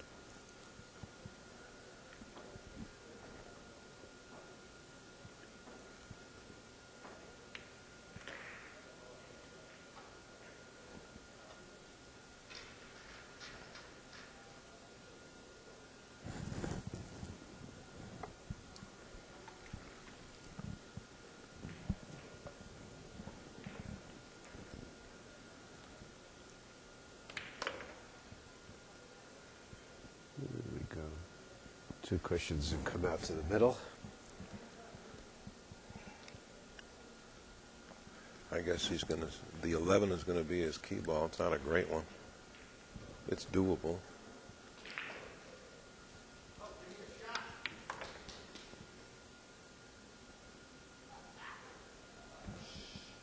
Hear players talking to the balls in the background. Common malady. They don't listen. They're just dumb little blobs of plastic. They can't talk, think, listen, no matter what you think of them. Siegel's running out. It's 194, 193. Oh, no. Siegel is running out a game in which he leads 195 to 193, and 196 just went in. He's gone. Valiant effort from Jonathan Smith. Yeah, Siegel was behind about 50 50 balls, 172 to 122 at one time. Yeah.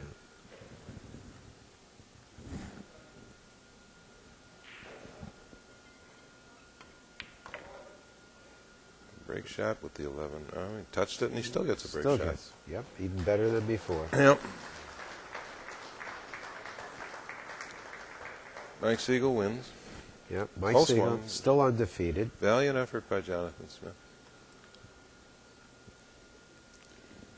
And I'm sure that Mike will explain the entire match when he comes back. Ad nauseum, yes.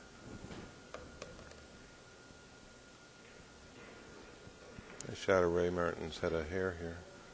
It's hard for me to handle, but it's a nice shot.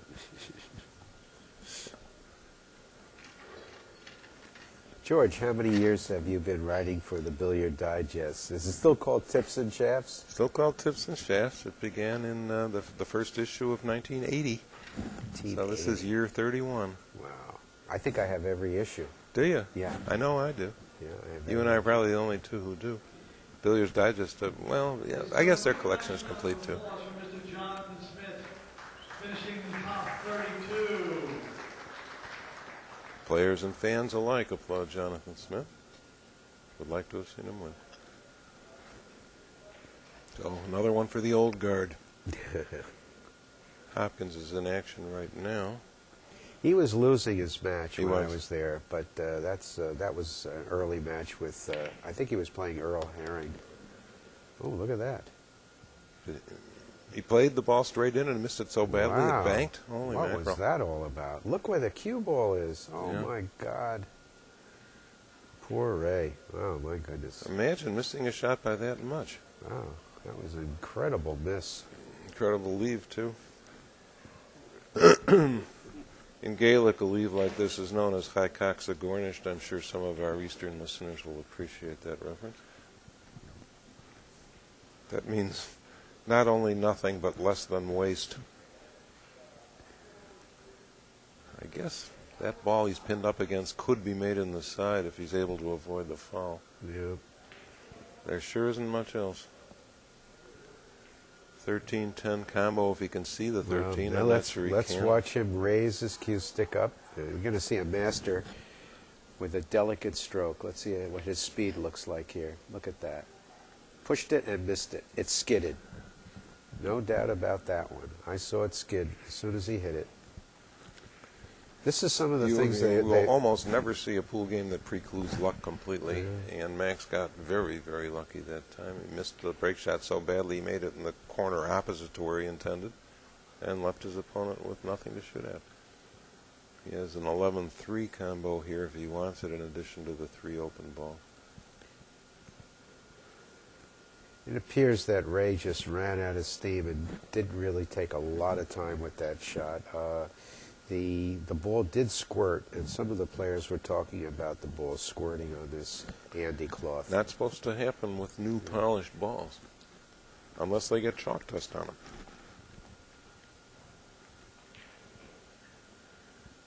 He's going to shoot the, looks like the 5 ball. Oh, the 8 ball. 8 Sorry. ball. Yeah. Come back up here for the 4 and 5. They are hard to tell apart.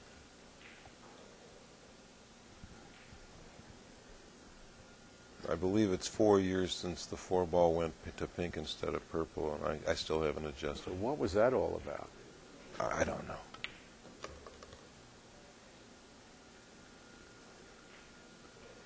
I think it was for television. I can't imagine why one color would be easier to see than the next.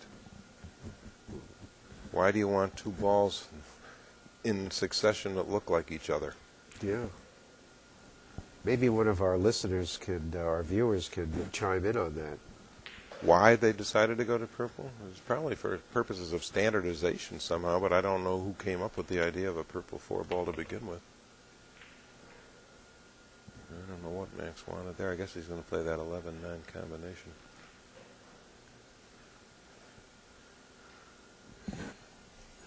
I think you're generally right, though. Ray has run out of steam. Yeah. He Looks tired. Looks dejected, yeah.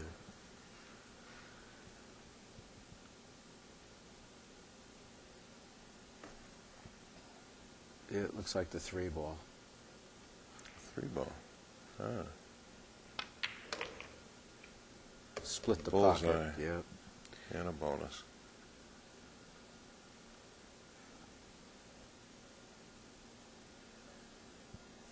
They're all open here. The 12 is a suitable break shot. It's a little low.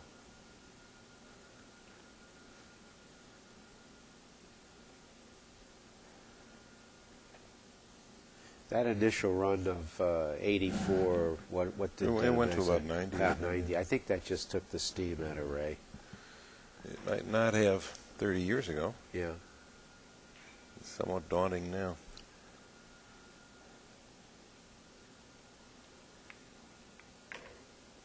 And as we look for players' choices of break shots, we want to remind the viewers that the proper time to determine your break shot is when all the other balls are open.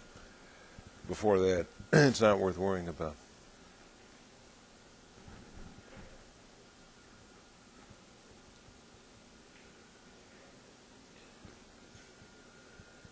And again, shooting over the ball with the elevated bridge. Rolls it forward. Not sure exactly what he wanted out of that. I guess one of those 2 balls on the side. Side pocket, yeah.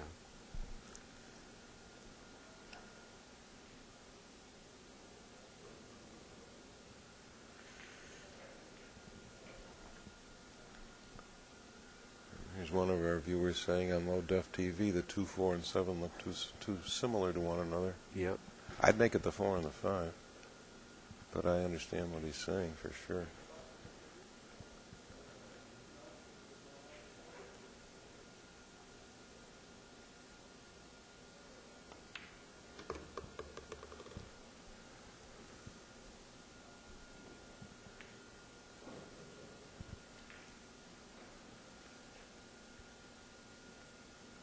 How do you feel about this measles cue ball, Carl? I'm not sure. I'm not sure I like it. Yeah, well, it's good for the viewers who are able to tell with the side spin on the ball and what kind of English is being applied. Oh, yeah, I'm sure it was developed almost exclusively for television purposes. But as a player, I don't know if I like it as much. Kind of distracting. Yeah, I think so too. Cue ball is supposed to represent purity. Is that right? Well, sure. My That's goodness. why it's all white. Wow. So what does the 8 ball represent? Evil. Evil. Okay. Evil. Well, there's the dichotomy of pool in one There you sentence have it. right there. The dark side. He's going to go up table here and get that straggler. Nope. We'll point out one thing about Max's progress today is that he does tend to lead balls up table a little longer than a lot of players would like. He's going to take care of it. Yeah, if he takes care of it now, then he has to come all the way back from the ball up table down to his key ball and get uncertain position. What he'd like to do is leave the 1 ball for his key ball, but I don't know how he's going to go from this stripe to that ball way up table. Well, we'll see in just about Power draw. 2 seconds, yeah. No, He didn't do that either, so he's going to save the ball up table for a key ball, and That's kind of you are weird. generally cautioned not to do that. Yeah. Yeah.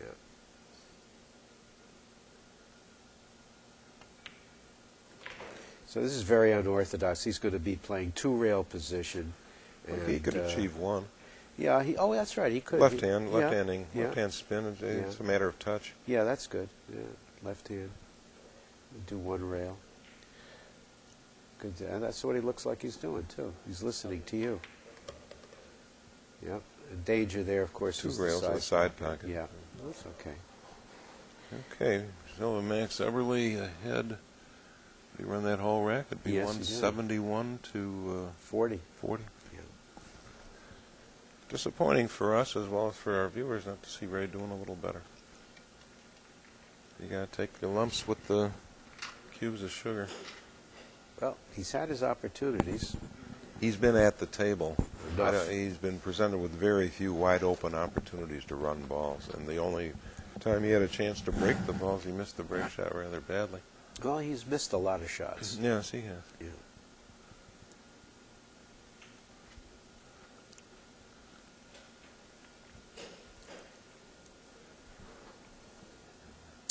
So Max needs 2 racks now. 29 balls. He could do that. 171 to 40. This rack and all 15. In all next. 15, yeah. I predict if he goes through this rack and gets into the next, you're going to see Ray throw in a towel.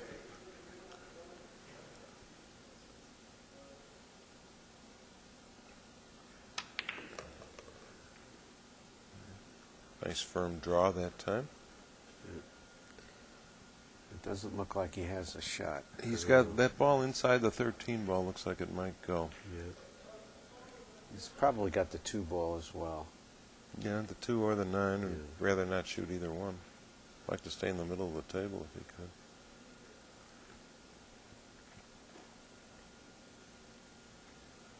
Shooting the 2 ball is almost certain to run into one of these 2 balls near his desk.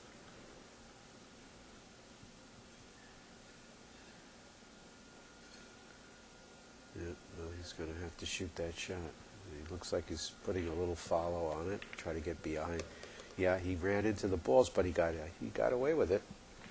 Yep. Well, he got away with it, and the cue ball is clear of all other balls. He doesn't really have a sumptuous assortment of shots.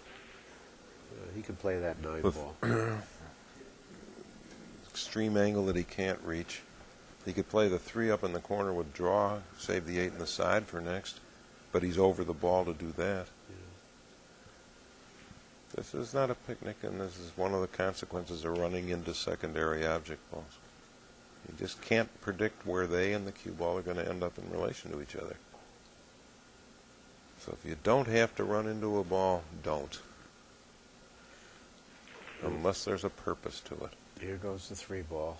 Looks like he's playing it up the corner. Yeah, and draw back to the 8 in the side.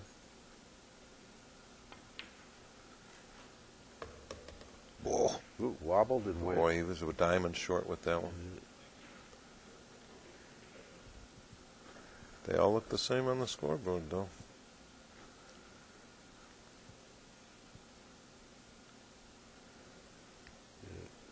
got a little straight on this ball. The 8 ball? Yeah. Oh, straight is a blessing. It gets him up table for a break shot on Yeah. the orange stripe. That's what he's looking at. We'll tell by his stroke. Oh, he's drawing He's the going ball. to draw. He's yeah, probably so going to come back for the 9. Yeah, he's going to go. Drawing the cue ball. Oh, into he's going the to try and back. break that one. Yeah, yeah. He had a little tiny angle there. A little bit of an Yeah. angle. I really did not see that. He has a very powerful draw stroke. Yes, he does.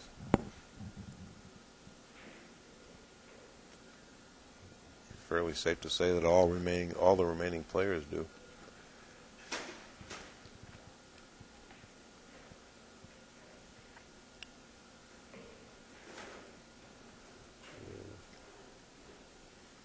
It looks like the 3 or the 10. I think he's going to. This is. Yeah. I think this is the 4 ball he's Is that the shooting. four, He's used the pink- 10 to stop yeah, the cue ball. Yeah, the pink 4 ball. There it goes. There, Boom. now he has the 11 Now for a break we're- shot, okay. and he has safety valves over here. Yeah. That's more like it. A little steep angle on the 11, but nothing he can't handle. Yeah, this is textbook.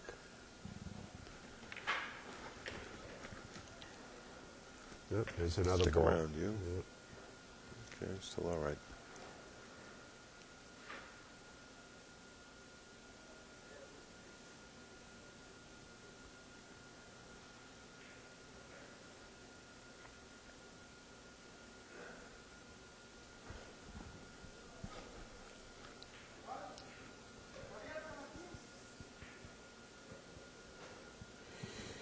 So, George, were you around for any of the World's Championships in straight pool that Ray Martin won back in the 1970s? No. No, the only times I saw him play were when he came to Chicago for the U.S. Open, an event he did not win.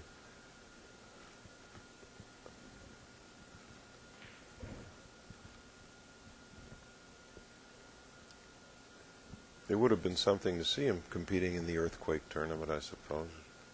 I don't know how I'd have handled the earthquake. I doubt I'd have played award-winning pool in it, though. Well, yeah, I'm sure you know that Dallas West left right after the earthquake. In terror. It resigned. In terror. Which is about how I would react to an Well, earthquake. a lot of people don't know the story there. You know, Dallas West was traveling with his wife and infant. Okay. And that infant, I think it's a boy, could not stop crying. Yeah. And that was why they packed up and left.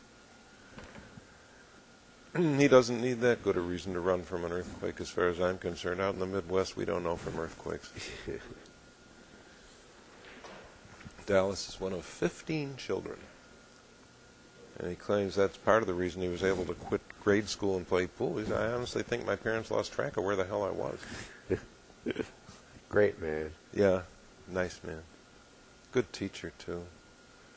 Tom Karabatz is one of his prize pupils, is still active here in this tournament, pending the outcome of his match with Rodney Morris.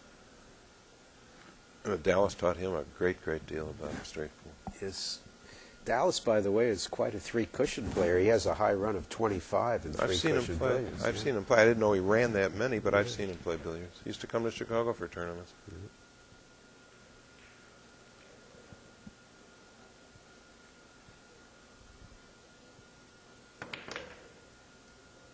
That's a great game, too.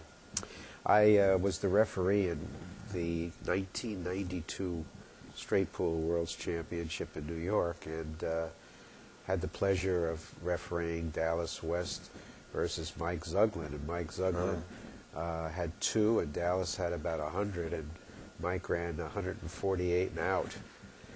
Not one of Dallas's fondest There memories. there was another tournament match where Mike Zuglin ran 148 and called some combination shot and didn't make it.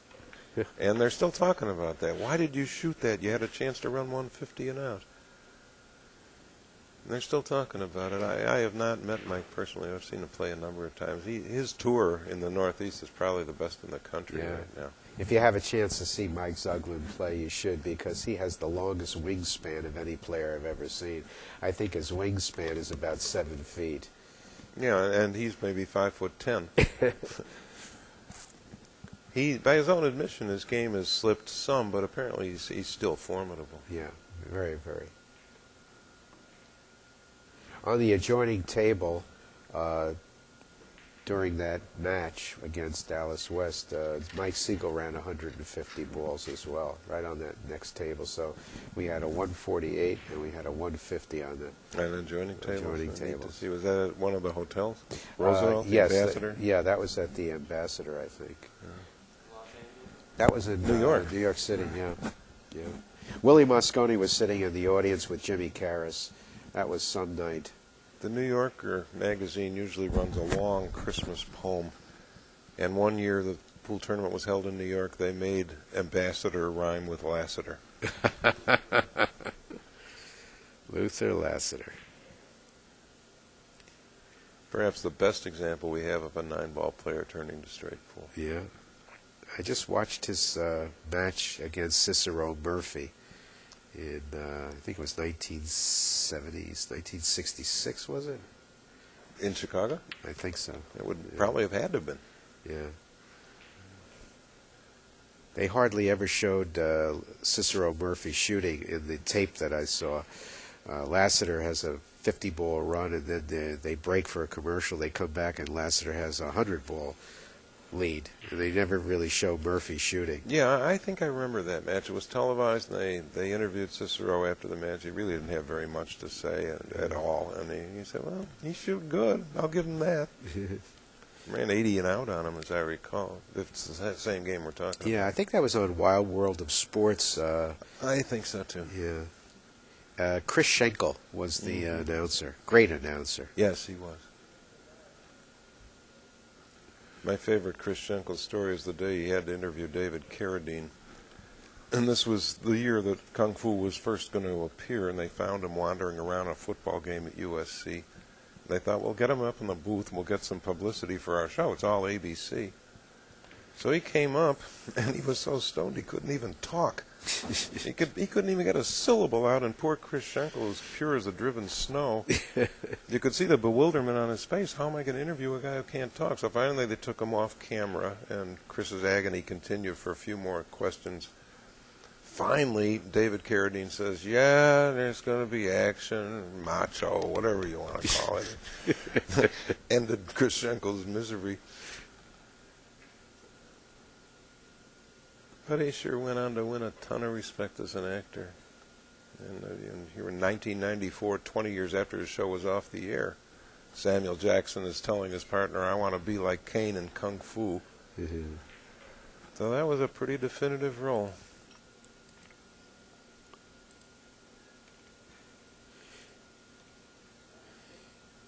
You know, some of our viewers, it's going to be hard for them to realize that straight pool for many years, until the civil rights movement, had barred black players from competing, similar to baseball. Cicero Murphy, Yes, one idiot Cicero. told him, James Evans, one idiot told him, you can play in our tournament if you claim you're Native American. Yep. And is one of the greatest players who ever lived, was barred from tournaments totally. Cicero only made it after a few years of protests. Yeah. I don't know why we were so concerned with keeping the game lily white. It's not like it had much of a reputation to guard anyhow. It's hard today to even think about those days when black players were barred from national tournaments. Sure it is. Well, you know, pool was side by side with tennis, and of course, Althea Gibson and Arthur Ashe broke through with tennis. 50s and 60s. And Charles Sifford broke through with golf. Except that he never did anything. Yeah, he wasn't a great player, but still. Yeah, it's good to see his people represented in major sports. Today it would be unheard of, unthinkable. Well, Tiger is multiracial, but there still aren't very many black players.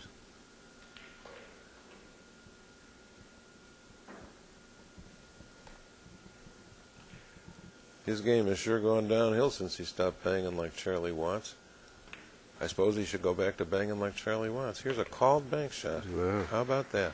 This is what happens when you have a 120 ball run, a lead. Yes, you make those casually. without going into death throes over the cue ball. I was not expecting to see that. He's probably going to come off the rail here and try and open up that 4-ball cluster. Once again, he's going to have to shoot over these balls. He also has to worry about the 6 and the 12 near the rail. He doesn't touch it with his body. He's leaning over there. Oh, there he is. He's right over the balls, easily, curving his arm.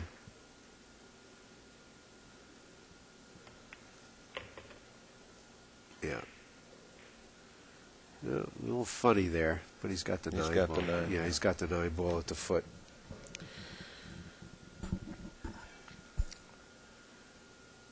Our next player up will be Dennis Hatch. I wanted to mention that 20 years ago, Dennis played a televised match with Buddy Hall, in which the commentator said, we got one guy here who looks like something out of Little House on the Prairie, and the other one looks like something out of Miami Vice.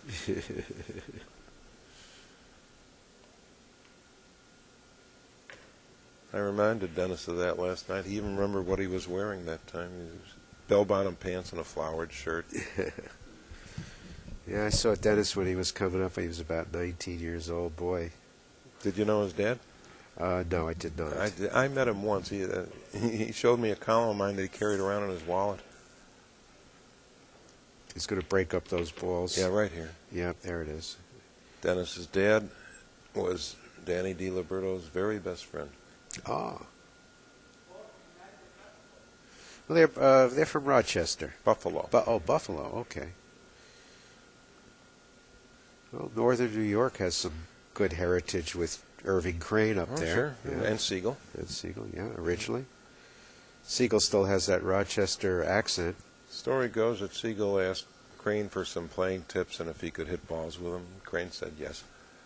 So Siegel broke the balls. Crane ran 200 and played safe. Ooh, there's Mike a miss. just missed a side pocket shot and left the ball at the nastiest part of the table, where it can't be made in either the corner or the side. So that's what Ray gets to come to the table with if he even knows he's coming to the table. Yeah, he just reset his watch. Okay, that's worth something too. Okay. So 8 more balls for Max Eberle, and that will bring him to 193. Ray still in the 40s. I'd love to see him make some hay here. I really would. Well, if Not Ray, because I don't want Max to win, he's but I just want our viewers to see what straight pool looks like when it's played by a master. Well, I hope he can catch some stroke here. Well, if he begins with the 7, he's going to have to manufacture a break shot. He's not going to begin with the 7.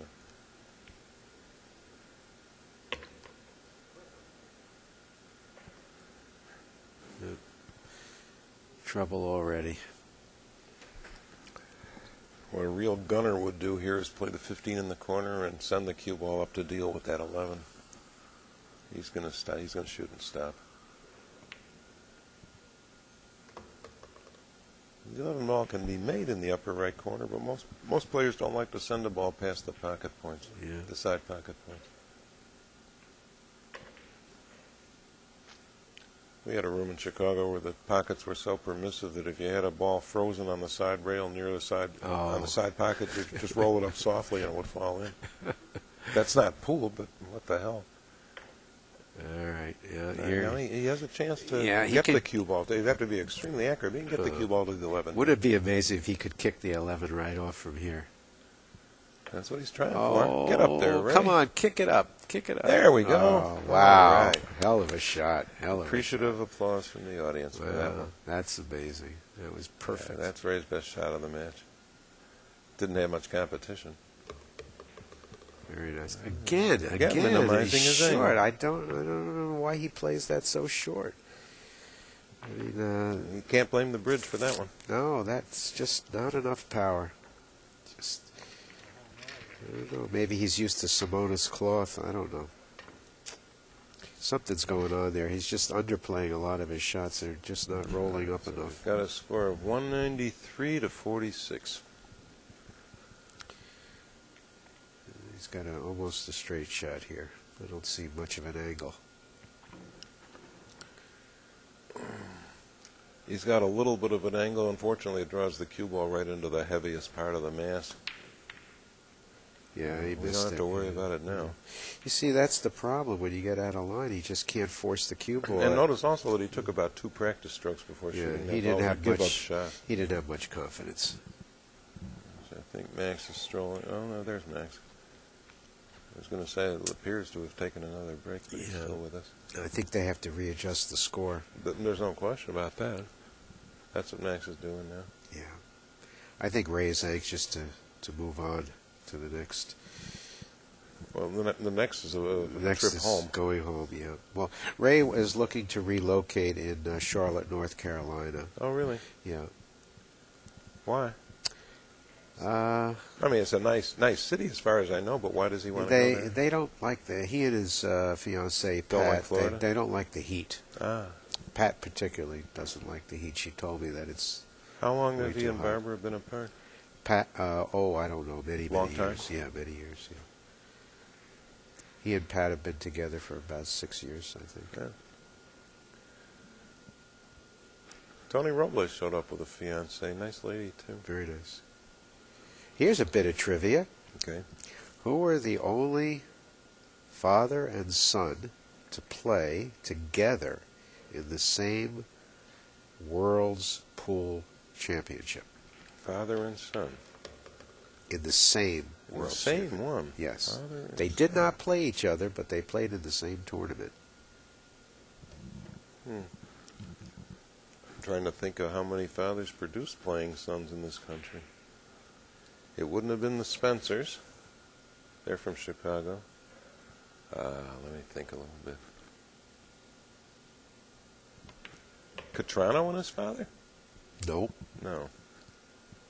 I guess you got me then. Ray Martin. Ray Martin Jr. Alan Martin. Alan Martin. They played in 1978. Ray Martin was the winner of the U.S. Open World's Championship, straight pool, and Alan Martin finished, I believe, 23rd with a record of 2-2. Huh. I did not know Ray had a playing son. Yeah, Alan was a 100-ball runner in his day. He is now retired from pool. Got married. Oops, another miss. By an appreciable margin. He left Ray about the maximum you can be and jacked up. In fact, if a ball went in, he's going to be trapped here. No, he's got the. Oh, he's got a ball over He's got onto the the ball side. right. Yeah, right next to him there.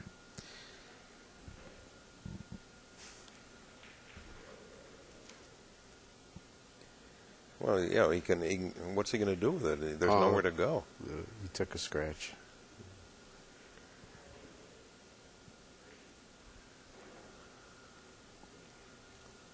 Now, I understand the ruling is that yellow ball that was just respotted cannot touch the cue ball? That's correct. Here's another foul. 2 for Max, 1 for Ray. I thought Max is only on 1.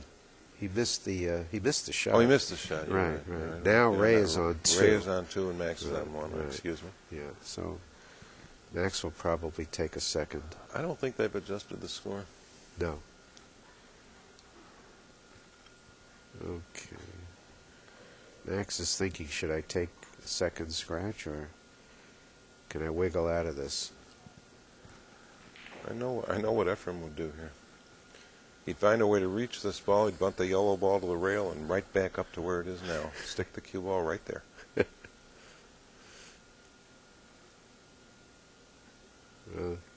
Then you would leave the 2 ball. Not if you bring the 1 ball back up against the cue ball. Oh, that's right. Yeah, that would be great. Okay, there's the second. All right, so now All right, they're both on 2. Both on 2. Yep. What's Ray going to do now? He's going to take 3 scratches. That's what he's going to do. Okay. Now, All right, Max remains on 2 in case that comes up after this. yeah. Now, for you straight pool players who may just be neophytes at this game, 3 scratches in a row is a foul, and that requires re-racking the balls and starting the match over again for all intents and purposes. The offending player is penalized 15 additional points for 15 additional points plus one the for the third scratch. right, which is 16. And if you count the other two prior, it's actually 18. He's lost 18 and has 18. to re-break the ball. Yeah. But Mike Siegel just went through that and won his match anyway. Yeah. He wasn't trailing by what Ray is. So this But you can overcome this if you have any shot in the match to begin with. He hits the opener. He hits that shot as well as he did before. Now that's a legal break. Two balls hit the rail, and The we start minimum over. number of object balls to the rail. Now remember that Max is on two, two fouls. So there's very little danger of his fouling here. Just looking at those two balls farthest from us to see if they can be if the bottom ball can be made. yeah, it looks like the 5 ball kissing up against the 9. Well, it means it can be thrown, but I don't know if Yeah. it can be thrown enough. Yeah, it looks like the 7 and the 14 and the 10 are resting next to it. We're going to have to do some score readjustment.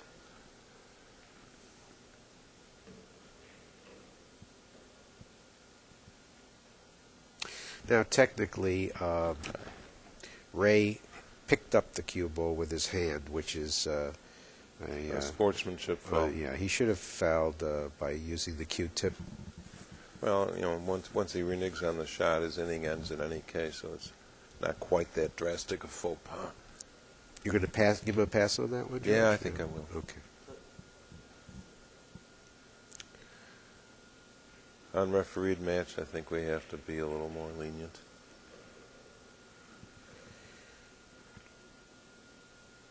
Well, this match is now pressing on 3 hours. See Steve Lipsky in the background. This is one of those rare marriages that began in a pool room.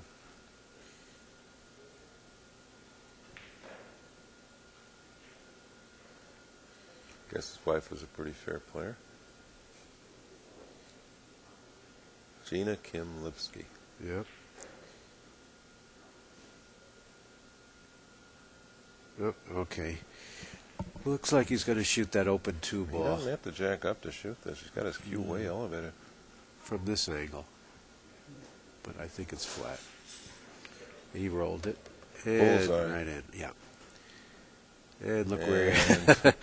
oh, no good deed. No love. Yeah, no good deed goes unturned. Look at that one. That's terrible. He deserved better than that. No love. Served a better fate.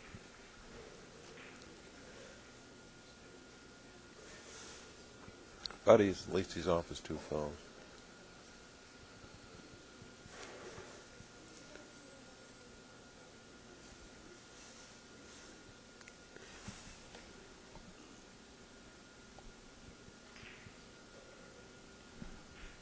Looks like, is that the 1 ball, George?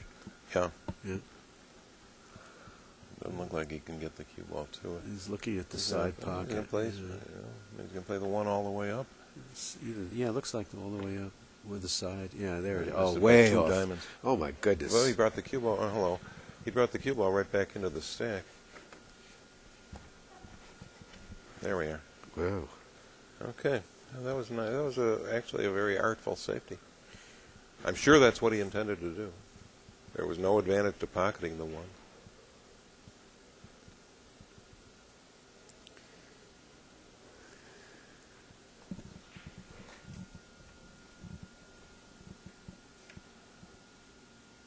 Max's best safety of the match. And Ray's going to try and go for the side rail here, where he can't cut that ball up table in.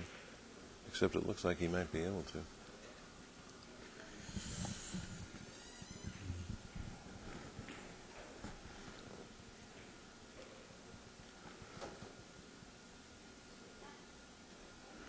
Max is looking to see if this ball can be spun in. We definitely do not recommend spinning balls into a pocket, but there's no choice here.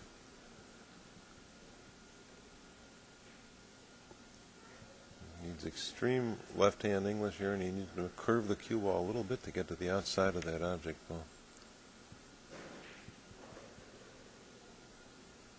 And hope that the left-hand spin throws the object ball right. If he wanted to get ambitious and play it with speed, he could make a break shot out of it.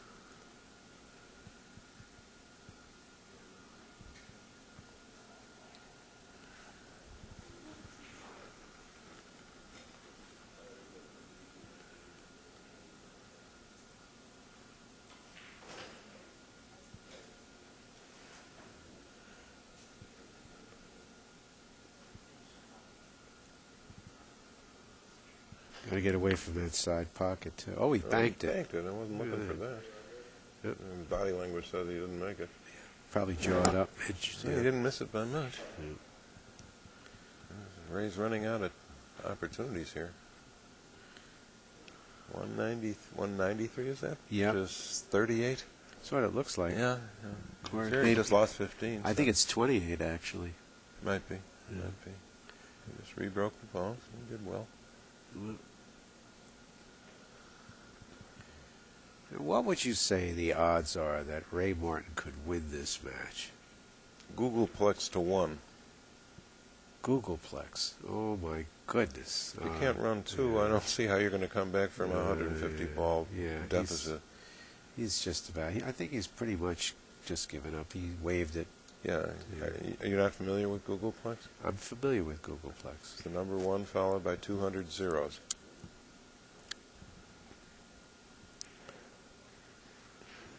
You'd think a Google would be enough. That's 100 zeros. Pickle pop. Hi, Rodney. Did you win? Yeah, hanging in there. He would be giggling if he didn't win. I'm officially the best man. Roddy Morris. My Chicago contingent is officially out of the tournament. They've just joined us here. It looks like. How's your daughter, Rodney? Good. Glad to hear it. I got a son now. Oh, do you? Oh, great. Yeah, monkey. So Rodney Morris is going to be in our final 16. He just defeated Tom Karabatsos from your neck of the Chicago, woods, yeah. from Chicago. We were just talking about Tom having taken lessons with Dallas West, pupil of Dallas West. And Jeff Moll, with whom he drove here from Chicago, will be eager to get him in the car and take him home. And one of Rodney's roommates, Ron Lubus, was eliminated yesterday by a few balls. Yeah, he actually had a winning record, but He didn't lose that match with the fireman. No, he won, but the problem was that He his didn't have count, enough his ball count was a little low. So The player he played is a retired fire official from Flint, Michigan. I mean, not just a firefighter, but he ran the crew. And he's only been playing straight pool for about 4 years. He's a bar box player. We had him at a qualifier in Chicago. Fire marshal, a retired fire marshal from Flint, Michigan. So Rodney, you will be playing again tonight. Yeah, waiting on the match now. Do you know who your opponent is? Or Baruti. Walters or Baruti? Well, Baruti, We've already okay. predicted Baruti. Yeah. Well, making a comeback. Oh, he's a fine player. We're just saying that 158 to 120 or something like that. he's a fine player. We're just postulating that a man with a comb over cannot win playing pool. Well, that was your statement. That's my theory. I didn't subscribe to I that. haven't gotten anybody to endorse it besides me. Huh? Goofy hat is okay. That belongs in a pool room. But a comb over is a character flaw. Although we don't know what's under Baruti's hat. Nothing. Oh, okay. He has less hair than Walter. No comb over. He doesn't have enough hair.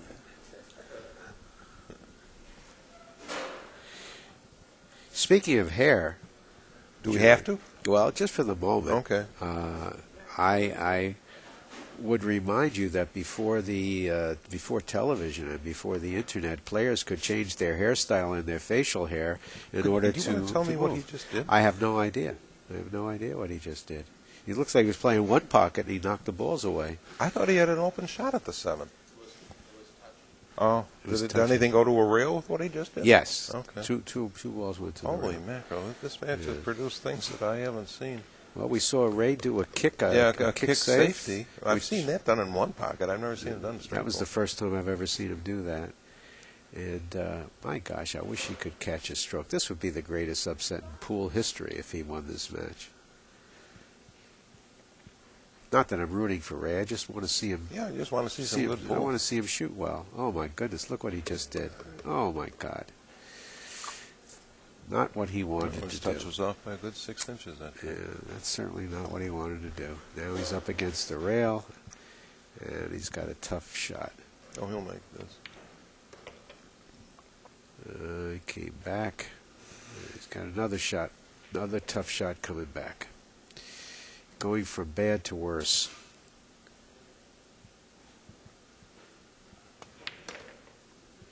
Well, he broke those up nicely. Yes, he did.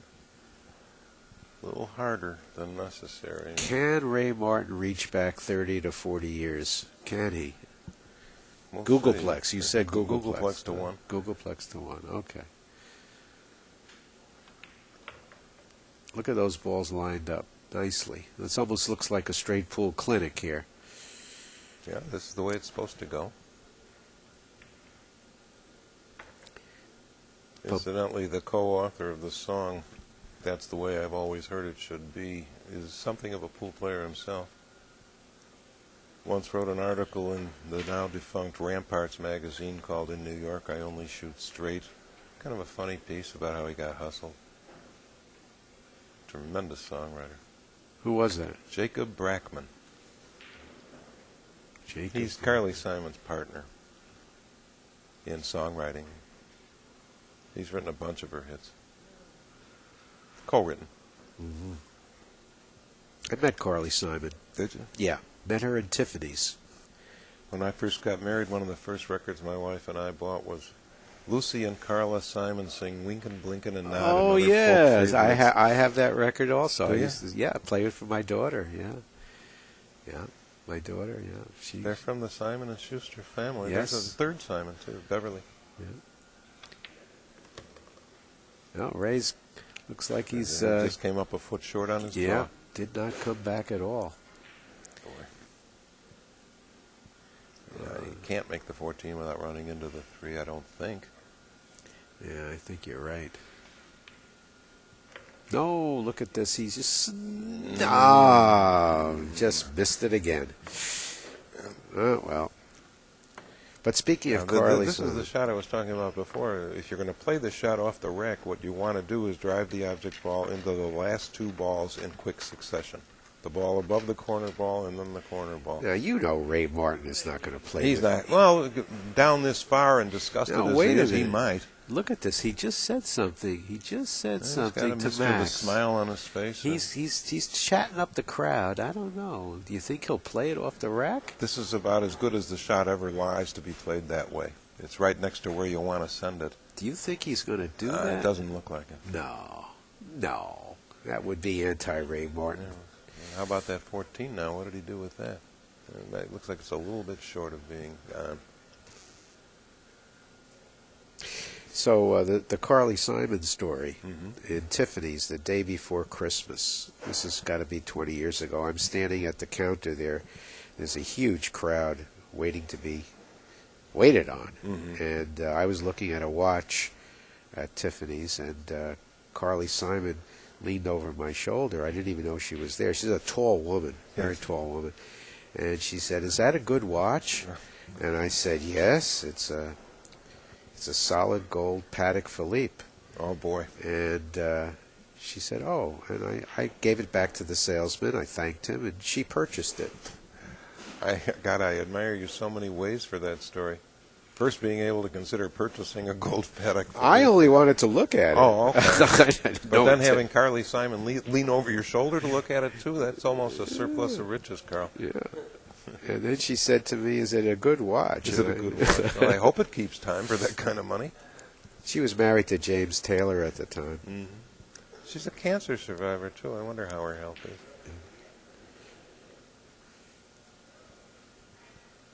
You know, it's funny, when you go into Tiffany's, you get to see a lot of people that you ordinarily would never get to see. That doesn't surprise me. That's why I go in there. Rod Stewart. I met Rod Stewart there. Is it? Yeah. And somebody that you may know, and probably none of our viewers will ever remember, Buffy St. Marie. Oh, sure. A Cree Indian. Wonderful folk singer. Yeah.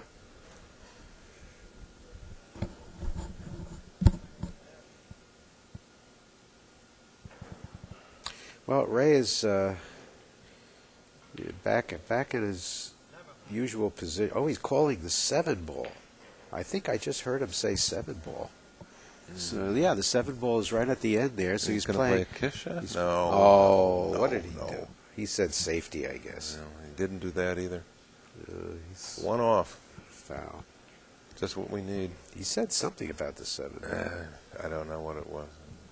5 ball looks like it, or if that's the 5 or the 4 in the back, closest to us, it looks like it could be maybe. I don't think Max can see the ball that triggers it, though.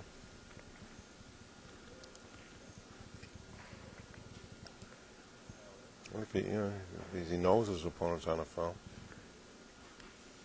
If there's no shots here, he could return this to him. That's what he's going to do. Oh, this is a torture. This is a Yeah, torture. if Ray's not going to come back, we'd just as soon see the match end.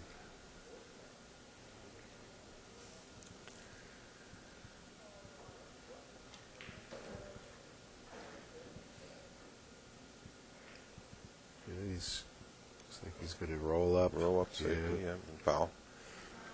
2 fouls again. It's going to be a long ride home to Florida for Pat and for Ray. I think they're going to stop off at North Carolina in Charlotte. The last competitive straight pool Jimmy Mattia ever played, I saw him play a game in which he took 3 consecutive scratches 5 different times in the game.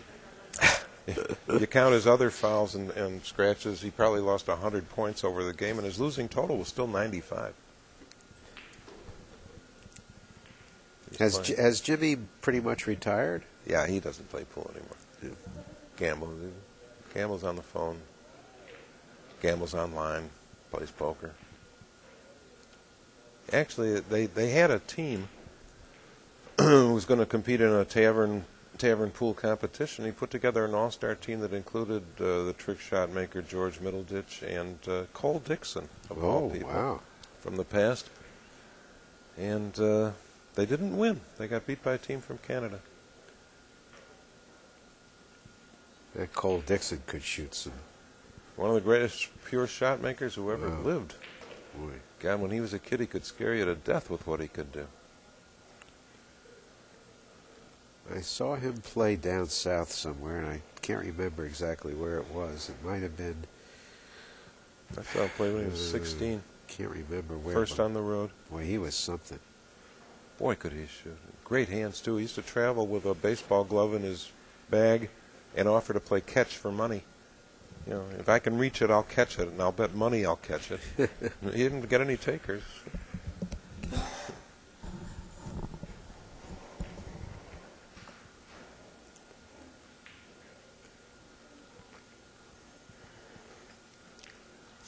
Feels funny to talk about Cole Dixon and Jimmy Mattia as being in their 60s, but those are the facts.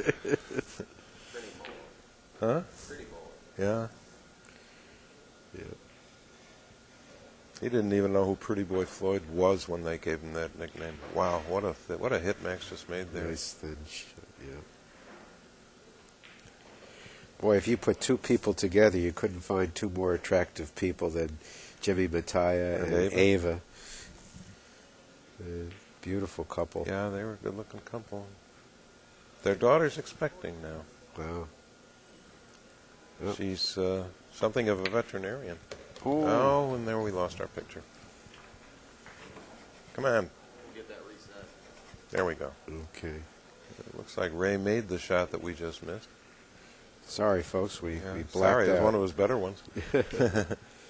Here comes the side pocket, and he 8 bumped ball out in the the 8. side pocket, and the 13 or the 6 will, or the 13 or the 2 will be his break balls. You don't have to go that far, Ray. Well, he wants to reach it. He doesn't want to stretch. It's like the 7 ball. He looked at that before. He looked at the 7 7 flirting before, with yeah. fertility. He looked at the 7 before and declined. I don't think I'd choose a questionable combination over an open ball. He took Ray it. did, and he and took he made it. Yep. I don't know how badly. Well, he can make the orange ball go on the side. Yeah. He's got Oh, the 3 I'm ball. looking at the wrong ball. Yeah. He's got this. Okay. Yeah. Actually, if he leaves the 3 and the 10 alone, they're a nice key ball and break Yep. ball. Looks like he's going to pick him off now. If he doesn't miss. 3 balls in the center there have to be separated. Yeah. Just like that. Yep. And if he doesn't miss an easy shot, he could catch a stroke. Show us something. I want to see him get a break shot and make it, and we'll see if that doesn't rejuvenate him at least to a modest degree.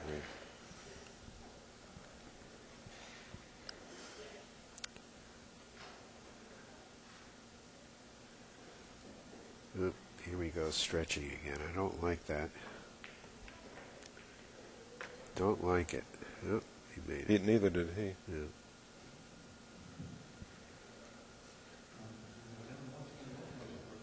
He's even horsed this up by putting the 9 ball in the way of the 5. I think he's going to go on Between the 10 and the ring. Yeah, he's going to bump it. He wanted to bump it, but he got right between them.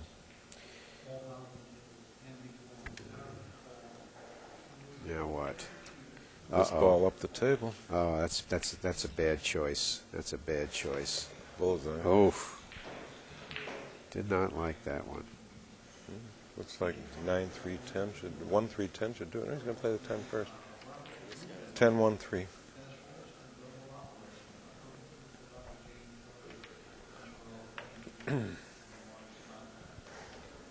No. He's going to have a nice break shot if he does. It's very hard to get out of line on this break shot because he's got the 3 balls sitting there. And all he really has to do... He preserves it as a straight in, yes. Yeah. If he has to go to the rail, anything we've already could happen. seen him underestimate speed. Yeah, let's see what he does. He is going to the rail. He did go to the rail, and he but did. It didn't hurt him. Okay. Well, you know, it's a good break shot. George, I'm telling you, he's got to stretch. It's a reach problem. Yeah, it's a reach problem. But if he can make this and get some balls open, maybe he can catch a groove. Break shots on that side of the table for an elderly right-handed player. An elderly right-handed player, Yeah. yes. Yeah. Ideally, he would like to have the break shot exactly the mirror of this on the other side. Yeah. Now here again, he has to reach, and the reach is going to compromise his stroke. He let the cue ball fly. No? And once again, about 2 practice strokes for that one. Yeah. He's looking at the 9.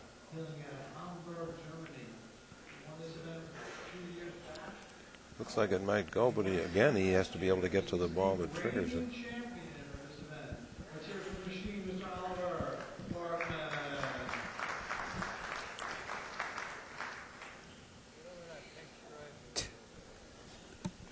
Well, he's playing the 10-ball combination. He's going to be a 4-ball combination.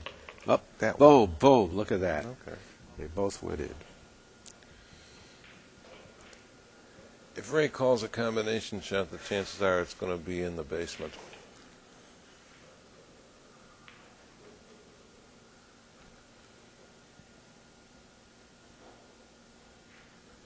Well, I can't remember ever having seen a comeback that would equal this one if this is If a he's comeback. able to pull it off. Yeah. It looks like, what is it, 194? Or 84. 184, okay. 58. He's 9 racks down. Mhm.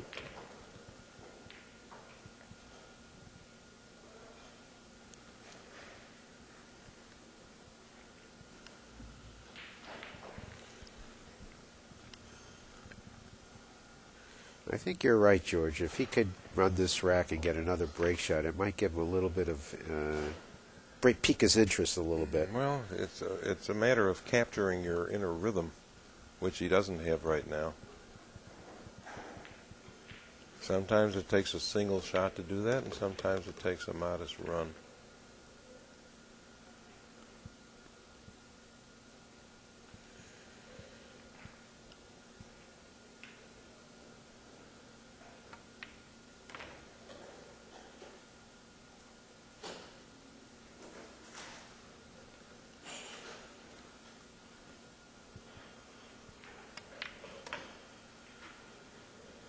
Try to clip that. Has Ray always turned his head like that in his stance? Yeah, he tilts his head. Does he? Yeah. Look at some of I the never old... understand how a guy without a level eye line over the cue could see the shot correctly.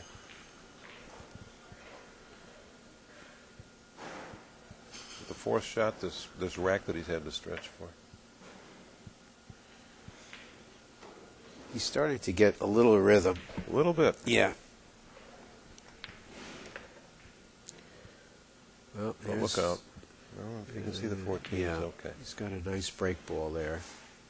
He just made a break shot. Manufactured. The rail ball on the other side of the table is troublesome now. Yeah. Let's see. Okay. He's going to use that rail ball as a key ball. That's going to be Could tough. hardly be a less convenient one. Boy, that's going to be tough. That is going to be tough.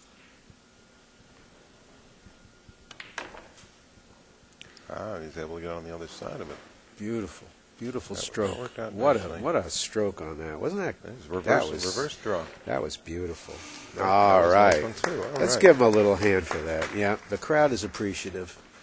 And they very well may be, because they're That seeing, looked like a trace of the old Raymond. yeah, it was Which is what everybody wants to see.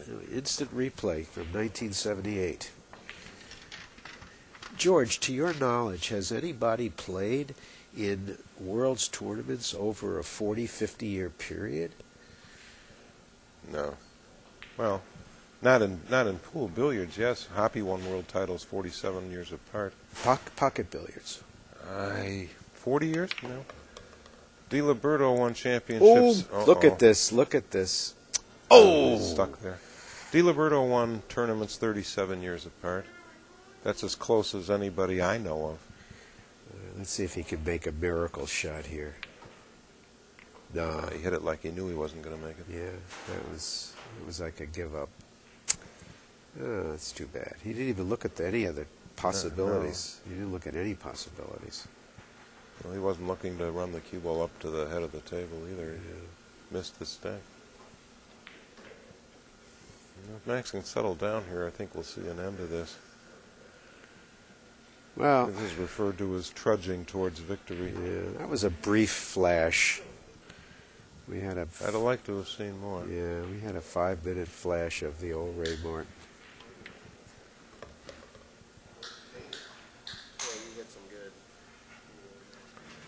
Yeah, Max hit some nice. Ray? Yeah. Yeah, him too.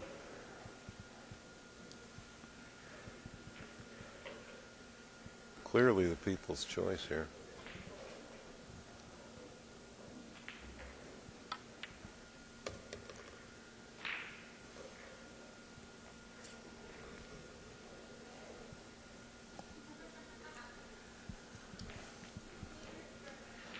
I first saw Ray Martin play when he was 25 years old.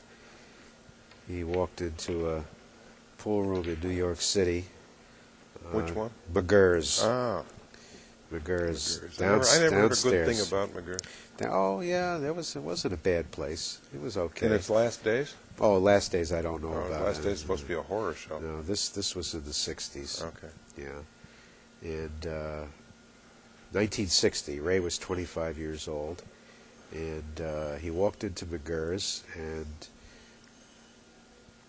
that was one of the old-time pool rooms where they had a basket, a wire basket underneath the table. The men took their jackets off and placed them in the basket, and a woman would come over and rack the balls for you. Table maid, sure. Yeah, and turn the lights on and so forth.